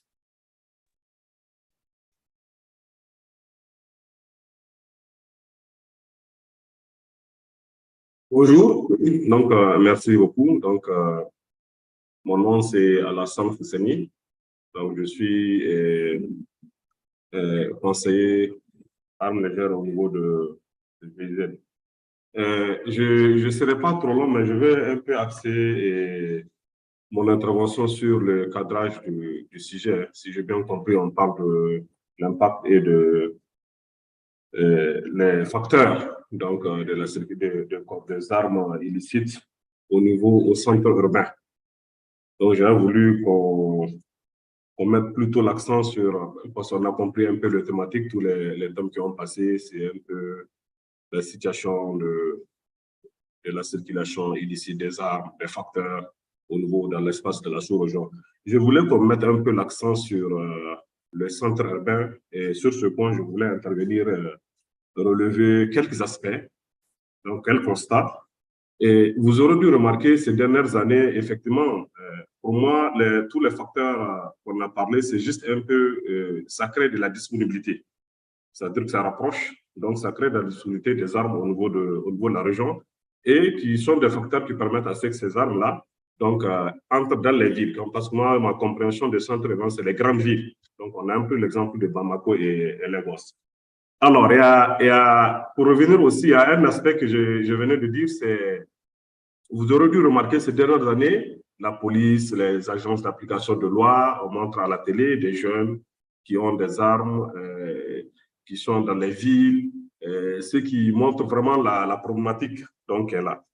Alors, quels sont les facteurs de cette possession de ces armes par les jeunes? Le plus souvent, c'est des jeunes, il y a même des jeunes filles qui sont soit complices des réseaux criminels, donc au niveau du centre urbain. Moi, je pense qu'il faut relever, il y a la responsabilité des États. Parce qu'il y a un faible, donc il y a une faiblesse dans la réglementation et le contrôle des armes au niveau de ces États. Il faut le relever. Je prends juste un exemple. La délivrance des armes, qui est assujettie à des contrôles et qui est assujettie à des réglementations. Malheureusement, ces réglementations, pour moi, ne sont pas au complet et ça crée un vide. Ça crée un vide et ça favorise l'entrée de ces armes facilement au niveau des États. Je vais parler juste de l'assemblage. Donc, je vais un peu vraiment amener mon niveau un peu plus technique. Je vais parler juste de l'assemblage. Vous voyez, la plupart de nos réglementations, moi, je me rappelle, moi, j'étais un acteur pendant au moins une quinzaine d'années dans le contrôle des armes au niveau de mon pays. Et aujourd'hui, le fait de venir avec un canon ou un barillet ou un chien, ce n'est pas une infraction du point de vue code pénal. En fait, l'infraction n'est pas, c'est une partie. Donc, nos législations étaient obsolètes et malheureusement, les trafiquants, les trucs profitent de nos faiblesses de législation pour faire de l'assemblage et puis en faire entrer les armes au niveau de tribunal. L'autre aspect, comme je le dis, c'est le fait que la délivrance aussi, les armes légaux qui deviennent des armes illicites. La détention des armes légales qui deviennent des armes illicites au niveau urbain. Aujourd'hui, le plus souvent dans nos États, l'un des critères de délivrance des armes, c'est l'aspect, je ne vais pas rentrer trop dans le détail, c'est l'aspect aujourd'hui quand tu es richissime, quand tu as une personnalité, quand tu as une autorité. Donc, tu as une autorisation, tu as cette facilité d'enterrer les armes.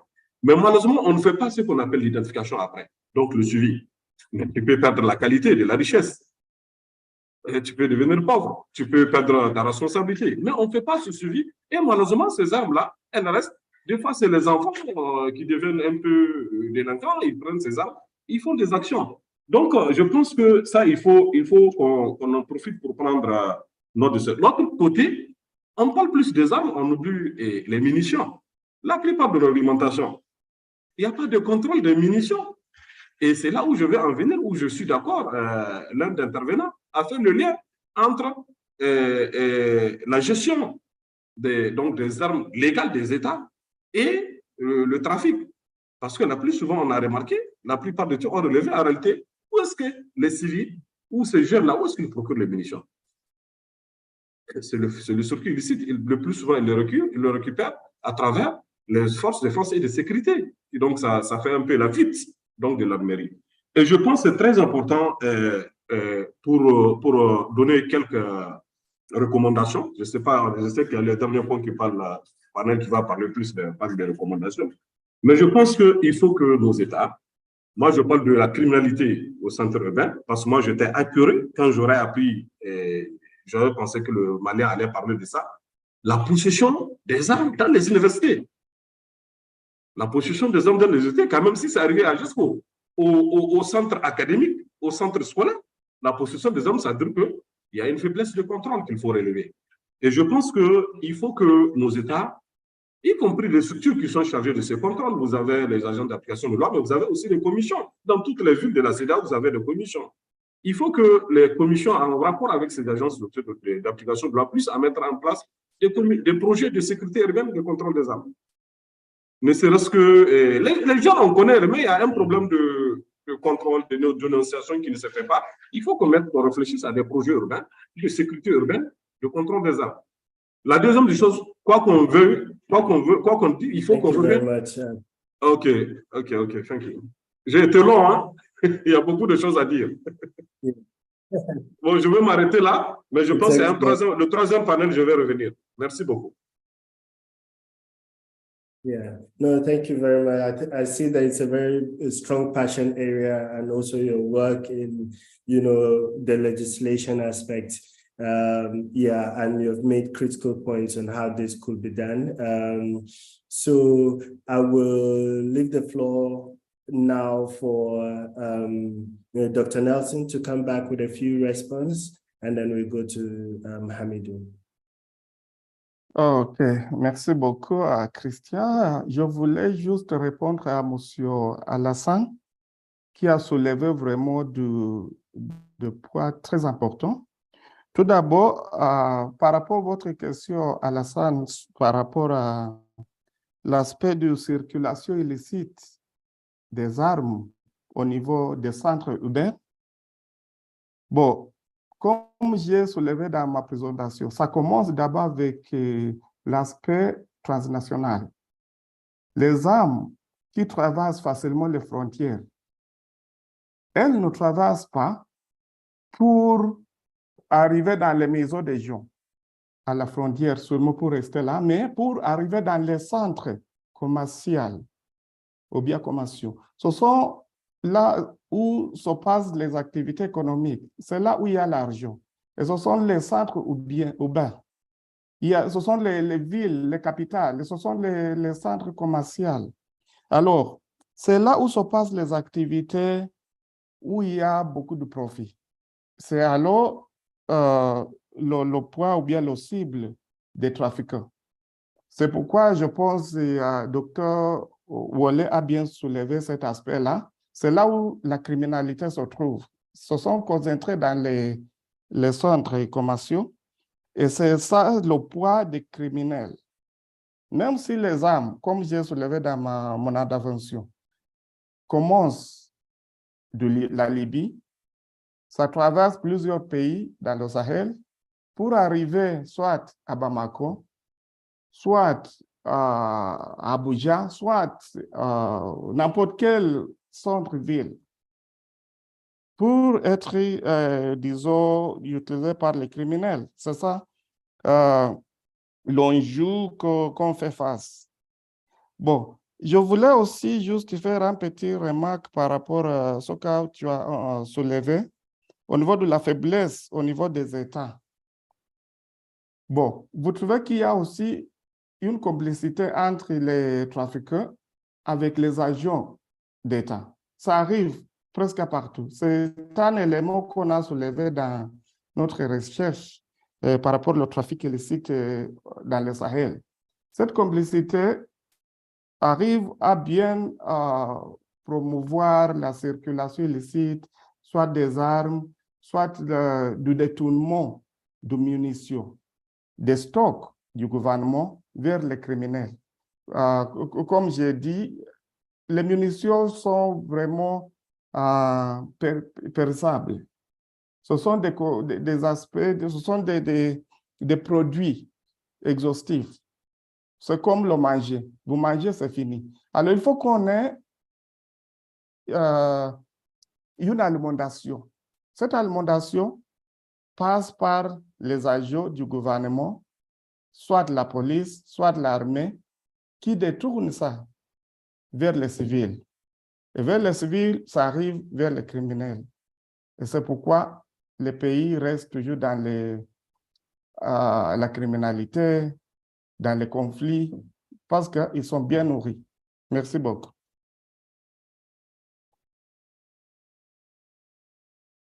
Thank you, Dr. Nelson. We'll go to Hamidou for a few remarks.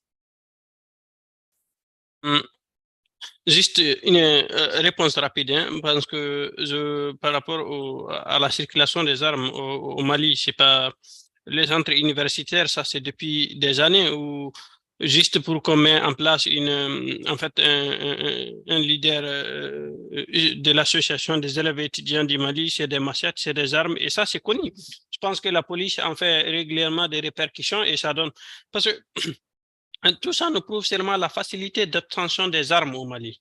Et ces armes-là, qui sont particulièrement utilisées à Bamako, même si tout est trafic, mais elles proviennent majoritairement en fait des acteurs proches, comme on l'a dit, hein, de l'armée ou des autorités. Parce que c'est très facile, ou d'un député, nous avons vu à un certain moment, c'est des députés qui finançaient les étudiants et chacun, il se faisait la guerre pour que moi, mon groupe gagne. Et donc, ils utilisaient tous les moyens possibles pour que, en fait, un de tes plus proches puisse contrôler l'association des élèves étudiants du Mali. Parce qu'à un certain moment, lors des manifestations, tu peux les appeler, ils vont faire grève à l'université et sortir tout le monde pour venir te soutenir. Donc, et en même temps, ces mêmes acteurs qui ont utilisé les mêmes méthodes depuis bien après l'avènement de la démocratie ont continué à financer ces méthodes-là sur le campus universitaire. Moi, je faisais partie de l'association des élèves étudiants du Mali à l'université des lettres de Bamako. Et je sais comment ça se déroule, ces événements. Mais en plus, hormis ça, hein, ce qu'il faut aussi signaler à Bamako et qui a aussi un peu ajouté c'est-à-dire la présence d'armes dans la ville, c'est aussi la présence des membres des groupes armés qui, à un certain moment, étaient à Bamako, étaient logés et nourris et avaient aussi, c'est-à-dire la permission de circuler étant, bon, pas armés, mais dans la voiture, tu peux en avoir des armes et ils ont autour de ça créé des réseaux aussi, c'est-à-dire de trafic et de vente d'armes. Donc, tout ça, c'est connu, mais je n'avais vraiment pas voulu donner trop, je n'avais pas voulu beaucoup parler pour ne pas fatiguer Dr. Kishan. Et c'est la raison pour laquelle j'avais un peu limité, mais ce que vous avez dit, c'est tout à fait raison. En fait, au niveau de la colline de Savoir, en fait, sur les groupes qui est les plus armés, et voilà, qui emploie aussi plus de délinquants qui gagnent aujourd'hui lors du vote de l'association des élèves étudiants du Mali. Merci beaucoup.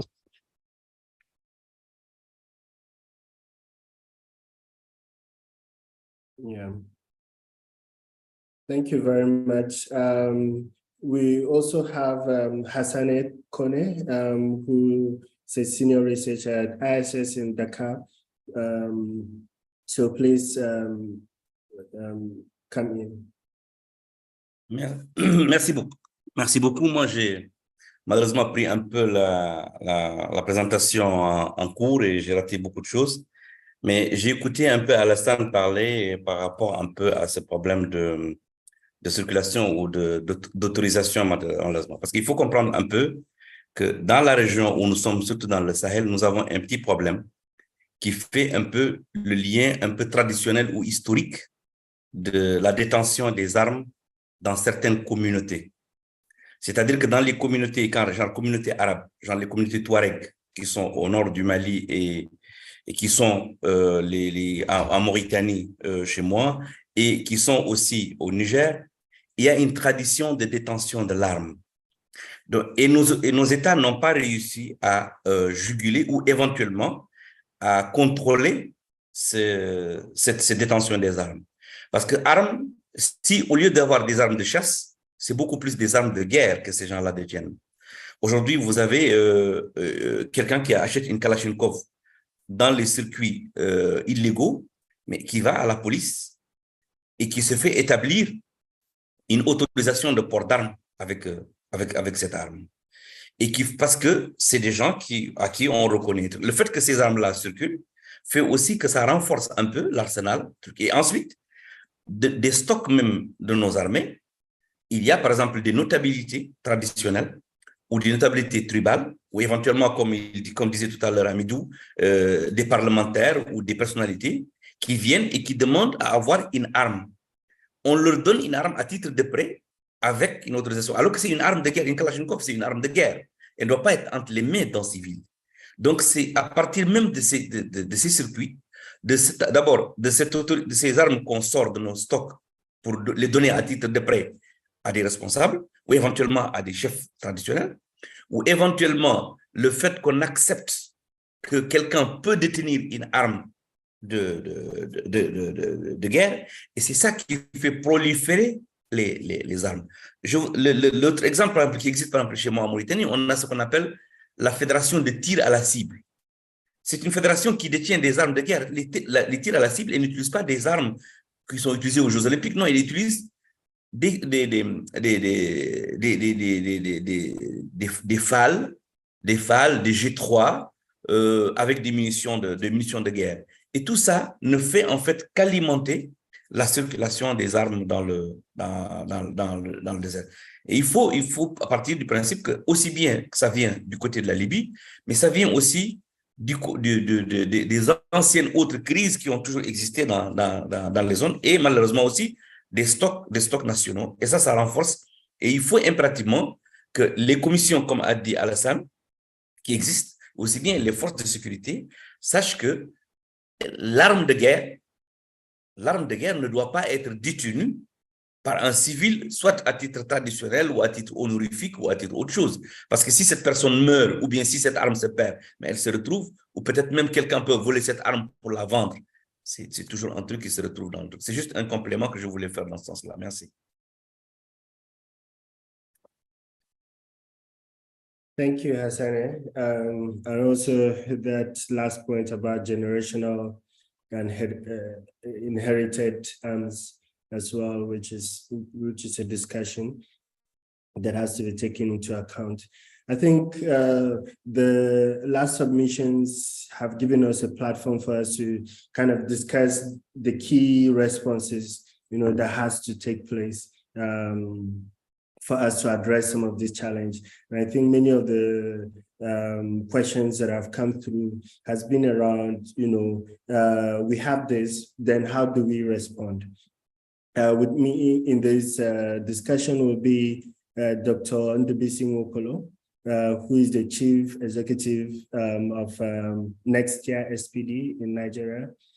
And then we also have Dr. Maurice Obonea, who is a Senior Fellow at the National Institute for Policy and Strategic Studies in Kuru, Jos, Nigeria. So I'm happy to have this distinguished panelist. I'll start with Dr. Ndubuisi Nwokolo. Tying in from the discussions that we have had so far, what will you situate as some of the two major responses, whether it be in terms of legislation or be in terms of responsive, direct response or intervention.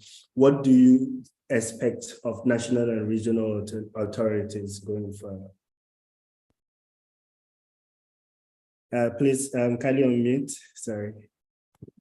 All right. Thank you, Christian, and thank you to organizers of this event. Incidentally, next week is recognized as the International Week for Disarmament. I'm sure we all know that. So I think this program is coming at a very crucial time. Before I go into your question, I think it's important that I make this statement, which I think is very fundamental in everything we've been discussing, to be able to piece, all the parts together. And that is that some of these issues of armed trafficking that we are witnessing is a result of withering of the states in Africa. Every day, the African state is called to question. Is it a failing state? Is it a collapsed state? Is it whatever thing you want to use in describing it? So, and that is fundamental, especially when people no longer feel the impact of the state. It means that those things that the state should be providing for you, especially the most critical ones, security, you no longer feel it. You no longer think that the state has the ability to do it. It means a lot of people will find alternative ways. And to link to this is the issue of political contestation or elite contestation, where different groups are contesting for powers in the state. And the state has no power to be able to make those regulations and regulate them. So it means that for those elite contestation or power contestation to be able to happen, people have to resort to arms in order to drive home their ability or drive home what they want. I think an understanding of this key thing will help us to now look at why are these responses? What are the kind of responses we've been seeing? Now, if we look at the responses, first, I think we have 4 types of responses. One, you have a global response, which are driven by organizations like the United Nations. Of course, we have the United Nations Office for Arms Disarmament and what they've been doing. That's at the global level, and you can see what they've been doing in stuff like this, UNODC and the rest of them. That's the global response. Then if you want to look at the global response, you could look at what ECOWAS is doing, where ECOWAS have been able to come up to talk about the Convention on Small Arms and Light Weapons, trying to talk to states within the ECOWAS region to come up with national action. For an instance, 2013, based on the ECOWAS Convention of 2006, Nigeria was able to establish the Presidential Committee on Small Arms and Light Weapons, PRECOM. That was a good and a bold step Nigeria made in 2013, which in 2016 led to the first ever survey on small arms and light weapons in Nigeria. That was published in 2021. Then in 2021, Nigeria now was able to establish the National Center for Small Arms and Light Weapons, which is the authority that is mandated to look at issues of small arms and light weapons, what to do, and all that. This center has gone ahead to establish 6 regions working on this aspect of small arms and light weapons on how to do it. That's from a national level. And again, we could look at what some CSOs are doing, in this regard, as well as situation where the government have been able to look at issues of amnesty and peace building, where people have been granted amnesty amnesty, like a presidential amnesty program that we had in the Niger Delta, in return to this, for them to disarm, you know. And then we saw a similar thing in the Northeast operation, safe corridor, where people are saying denounce, drop your gun, and then we find a way around it. Whether this is working or is not working is another debate. Yes, we saw a similar amnesty program in states like Katsina, Sokoto, where the state government were asking bandits to disarm in return for amnesty and so on. Now, if you look at this generally, these are the kind of responses we've given to issues of arms and arms-related issues in the country. But most important is for us to know that despite all these things, why are we doing this? We are doing these things because of the impact it's having in our society.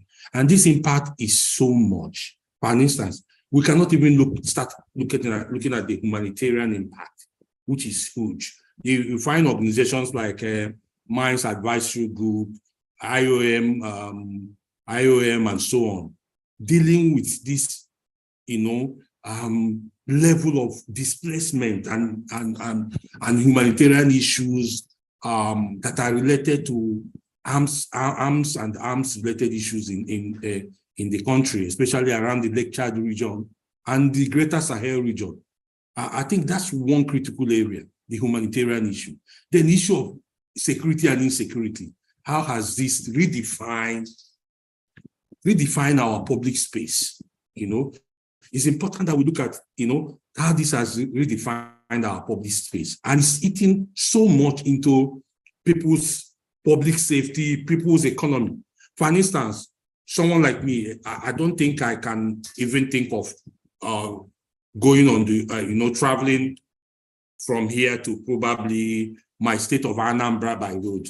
I'm not going to do that. If I don't have the money to fly, maybe I'll have to borrow, you know, because I don't know what my kidnapping value is. Because these guys are well armed, you know. So it means that people who don't have such money may not be able to. I think maybe I've seen Chris and probably he wants me to stop. I can stop now and then we'll continue the discussion. Thank you. No, thank you, Dr. Ndu, also for contextualizing the impact it has on people's daily life, even in terms of everyone's daily travel, you know, to see family and friends, it becomes a challenge due to the proliferation. You also mentioned a lot about the issue of legislation and also state challenges around implementation, and then you spoke about disarmament, which are all key, but you know they have been very limited. With this, I'll open the floor, but I'll ask some few questions that are coming from participants. You can also, you know, come in with your question by raising your hands, but I would like to mention this.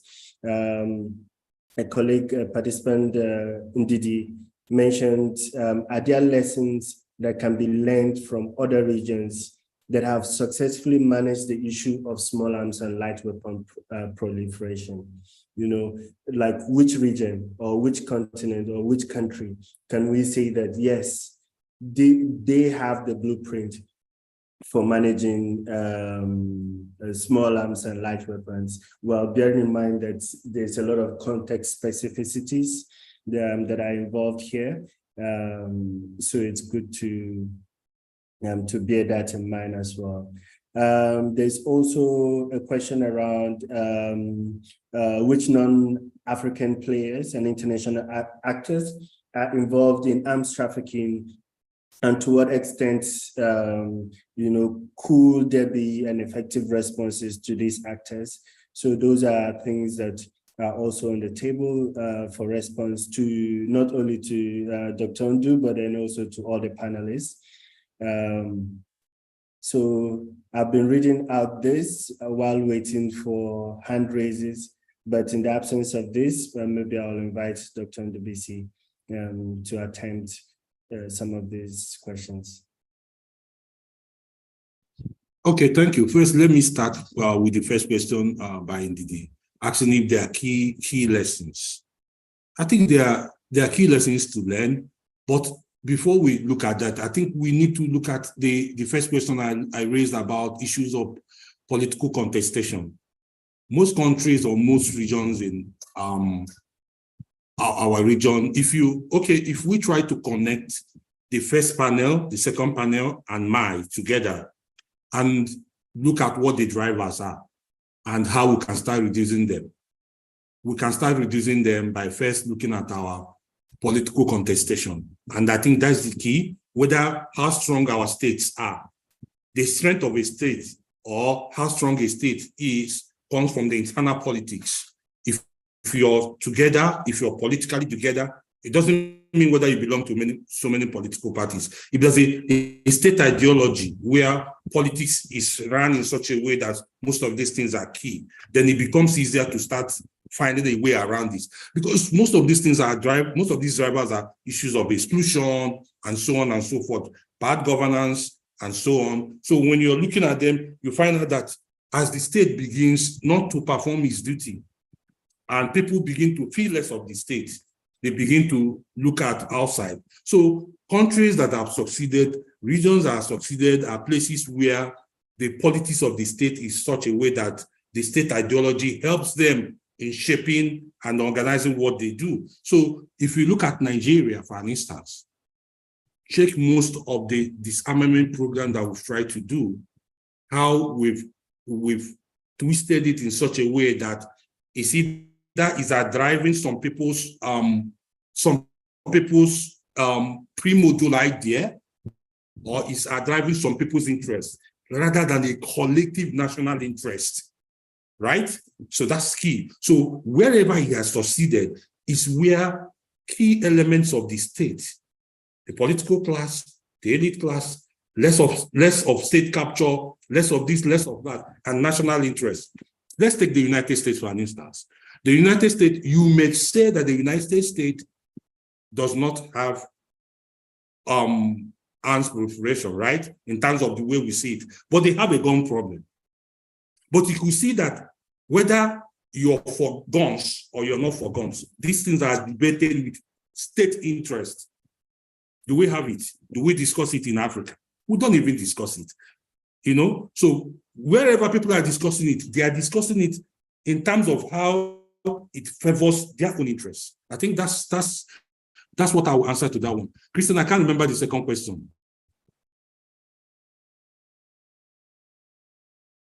You're muted. Yeah, sorry about that. I've fallen into the trap. Yeah, the second question applies to, the involvement of external players. And it's not just a question to you, but I think this could also come to the team on the actors to kind of look at the involvement of external players in arms trafficking and what kind of responses can be designed for external players who are playing a significant role in trafficking within the African continent, but also specifically within West Africa. I think first, what ISS is doing with other agencies, even though you guys have eliminated some of us who are on the other side, who are not part of CSOs, I think it might be important that what your group is doing with the CSOs in West Africa includes people who are on the other side, I mean consulting firms. The information we have, the CSOs can never get it. The private security companies, the information they have, CSOs can never get it. So I think it might be good that the what you guys are doing in ENACT start being inclusive of people who are for profit as well. The consulting firms is important, and some of us know some of the ideology behind some of the mercenaries, including people who in Nigeria who are saying that they are military companies. There are no military companies in Nigeria. But the issue is that nobody's talking about it. Nobody's talking about it. And people are openly displaying arms.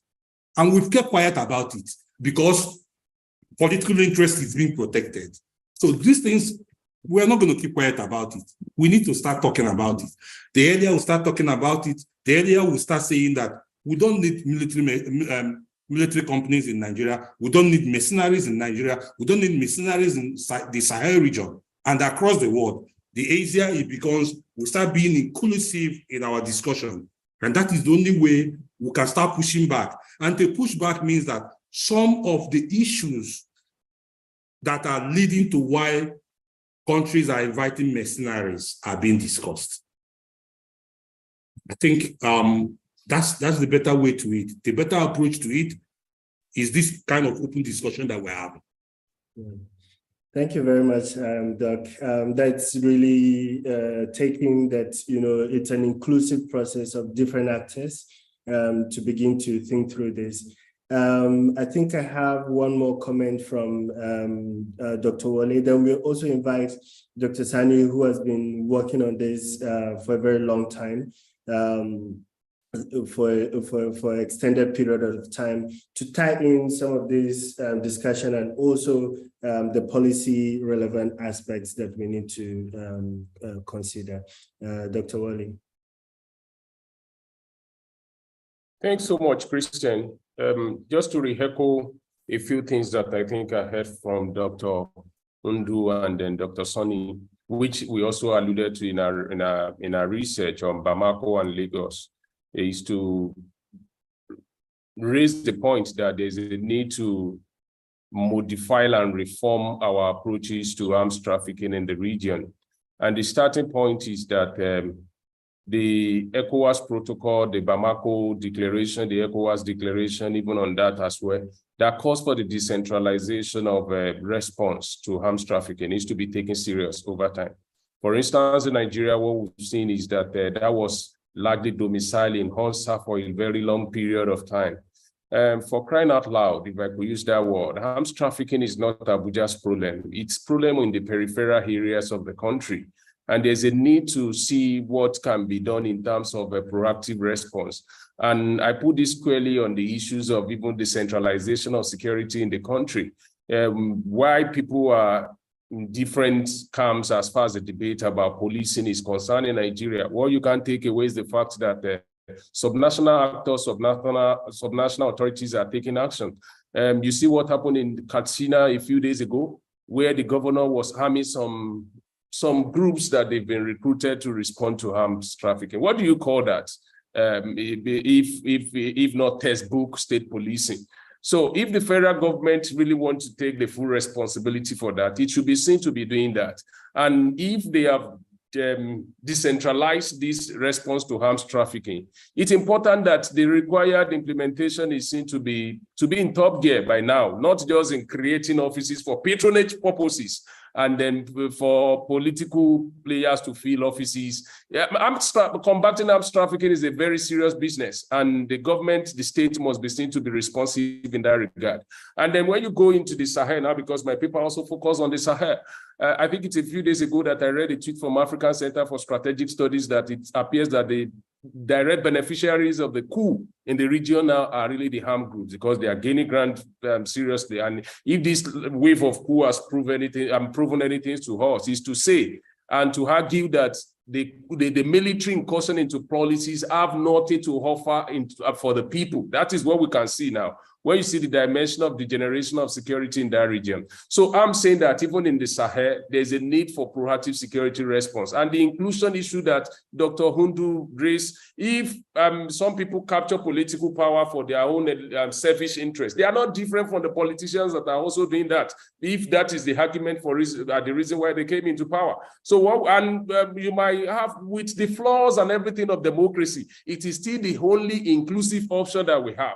So, like places in Bamako that is being encircled by armed groups now, it is in the interest of the people. It is in the interest of the military junta that have taken over power to hand over power to civilian authority, so that this thing can be de-escalated now and some of our cities can become safe. So whether for Nigeria or for Lagos or for Bamako, the central messaging is that the present security response to arms trafficking is not serving the interest of the public. If governors in Nigeria are sitting in what they call this allocation, I've forgotten, a security vote, that security vote must actually be used to secure the people. Let them have input into combating arms trafficking, particularly those who are in the frontier region. So this will be my last remark, Christian. Thank you so much for your consideration.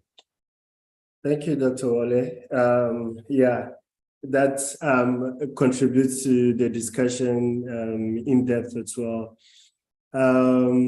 So I would like to open the floor for Dr. Sani to tie in a lot of this discussion, and also how his office has been responding to most of these threats.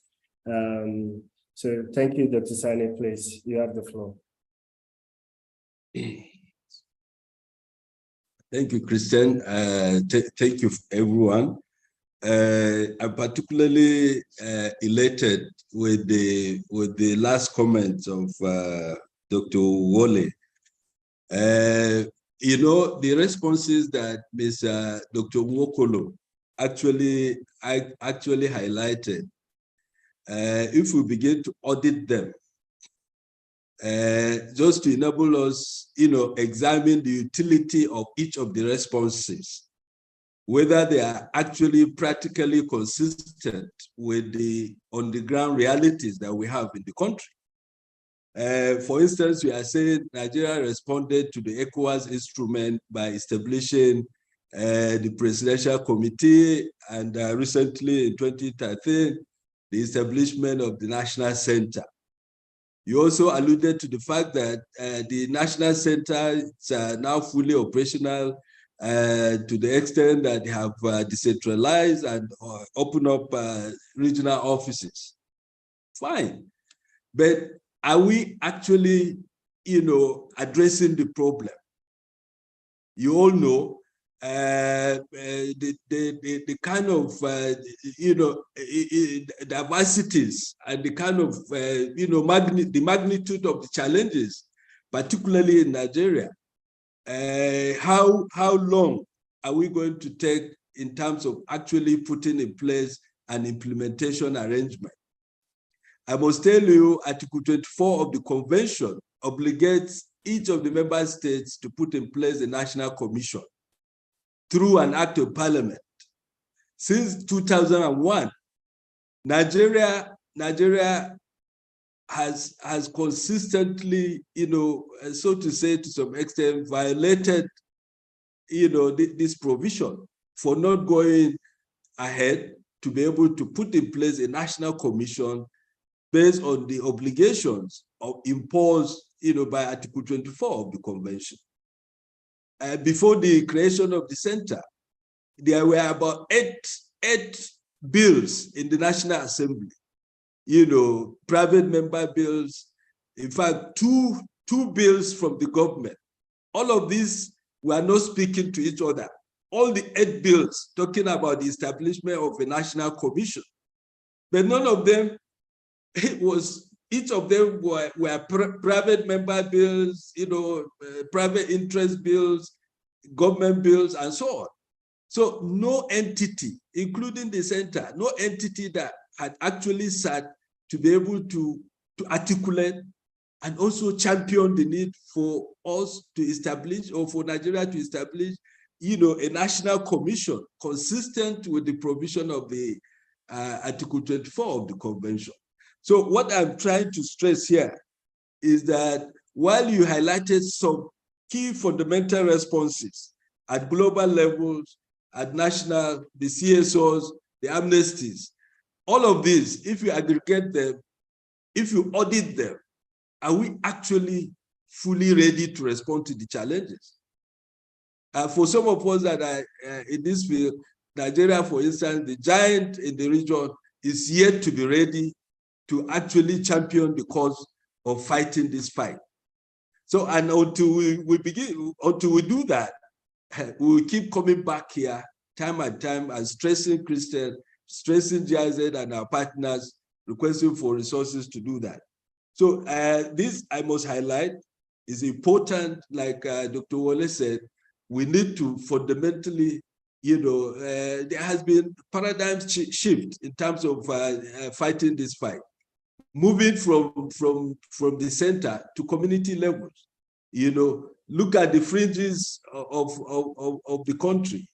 Are we actually putting in place, these measures to be able to fight this fight? This we are still yet to see.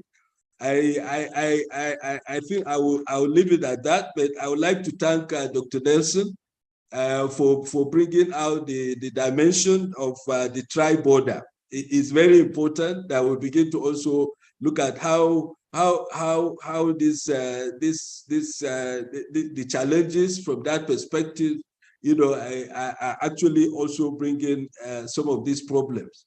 Liptako Gurma, we all know the massive challenges around that area.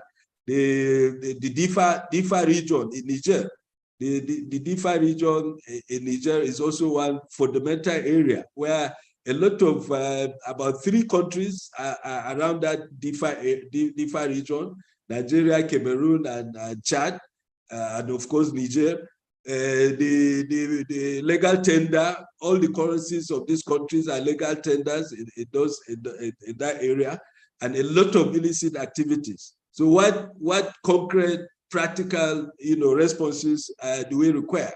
Are we saying our governments are not aware of all of this, or the inability of governments to actually tackle the problems head on?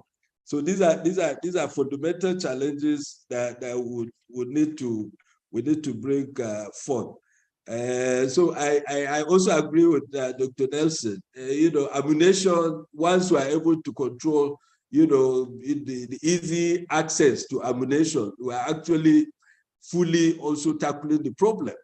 While he's describing it as the food for the weapons, I'm describing ammunition as the oxygen. Is the oxygen of conflict. Is what is supporting conflict. Once you remove the oxygen, conflicts will come to an end. Crime and criminalities will also come to an end. So it's fundamentally important that we put forward all of this. And the other aspects, I truly, fully agree with them. In terms of drivers, Kristen, if I may, I only wanted to highlight, in addition to all the panelists, a lot of good contributions, I must say, but we also look at the roles of brokers. How is our brokering practices in our countries? How are we controlling the brokering practices? Oftentimes you see a lot of diversions because of lack of legislations or brokering practices, because of lack of also oversight.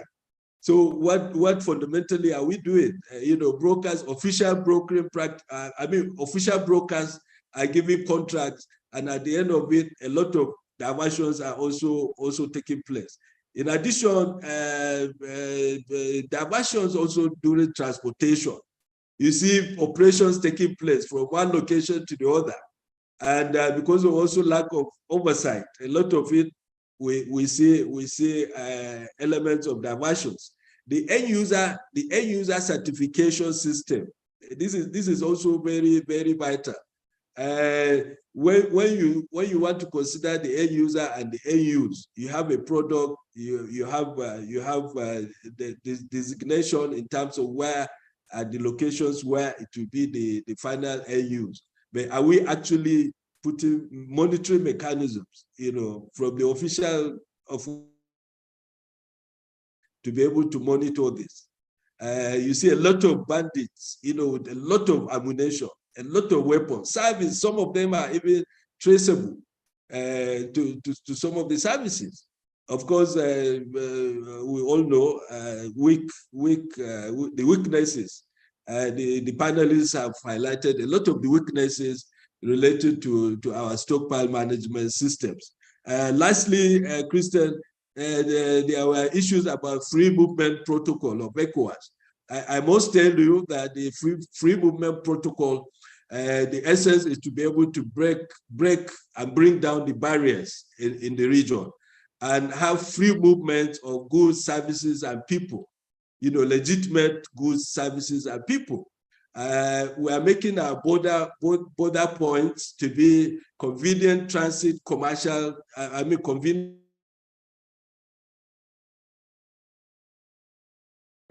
That is why any of the official borders of ECOWAS, you see a lot of activities taking place and a lot of efforts to be able to check, illicit cross-border trafficking and so on. So I will leave it at that, and I want to wish this meeting well, and hoping that the next round will be involving government officials also, so that importantly, what we are developing for policy should also directly be seen, and they will hear from the operatives on the ground and also begin to uptake them. Thank you, Christian, for this, and thank all the panelists as well as other participants on this call. Thank you. Thank you very much, Dr. Sani. So we have actually come to the end of the discussion for today. So for want of time, I'm tempted, I see hands raised. So, but then I'm tempted to ask for a 1-minute remark from Dr. Nwokolo and then Hamidou, please. Let's try to keep to that time and then just go straight to the point, and then we then close. Okay, thank you, Christian. And thank you, Dr. Sani, for flagging up that issue, and which I think is equally key.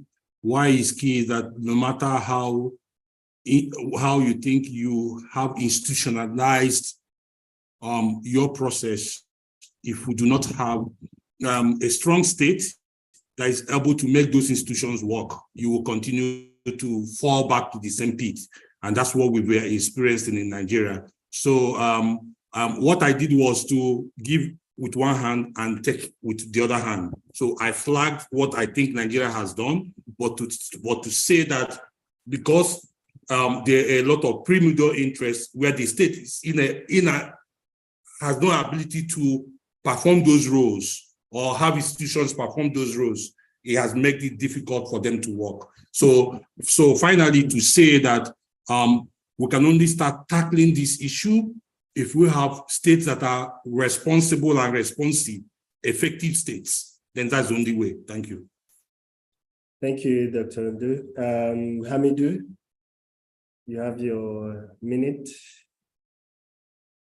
Merci beaucoup. Moi, j'avais juste une question à l'intention de Dr. Sani, juste par rapport au trafic international. Est-ce que la CEDEAO, en tant qu'organisation communautaire, à un certain moment, a pris attache avec voilà, les usines de fabrication d'armes ou les pays vendeurs d'armes pour discuter de cette question? Parce qu'il y va aussi probablement de la survie de cette région, parce que les armes ne sont pas fabriquées ici, elles viennent, même si elles sont réparées. Mais je ne sais pas si la CEDEAO, à un certain moment, a eu la discussion avec les pays vendeurs d'armes.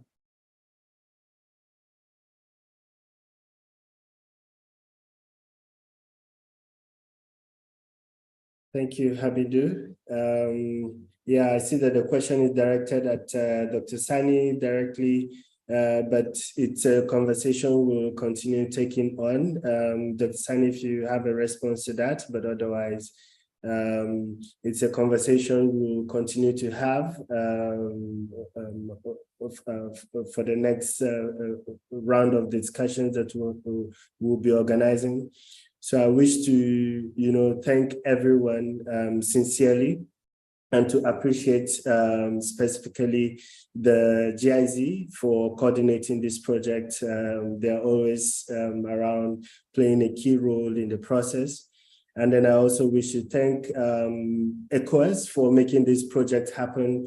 This is their project, and then we have been working and assisting together with them, along with members of the West African Network for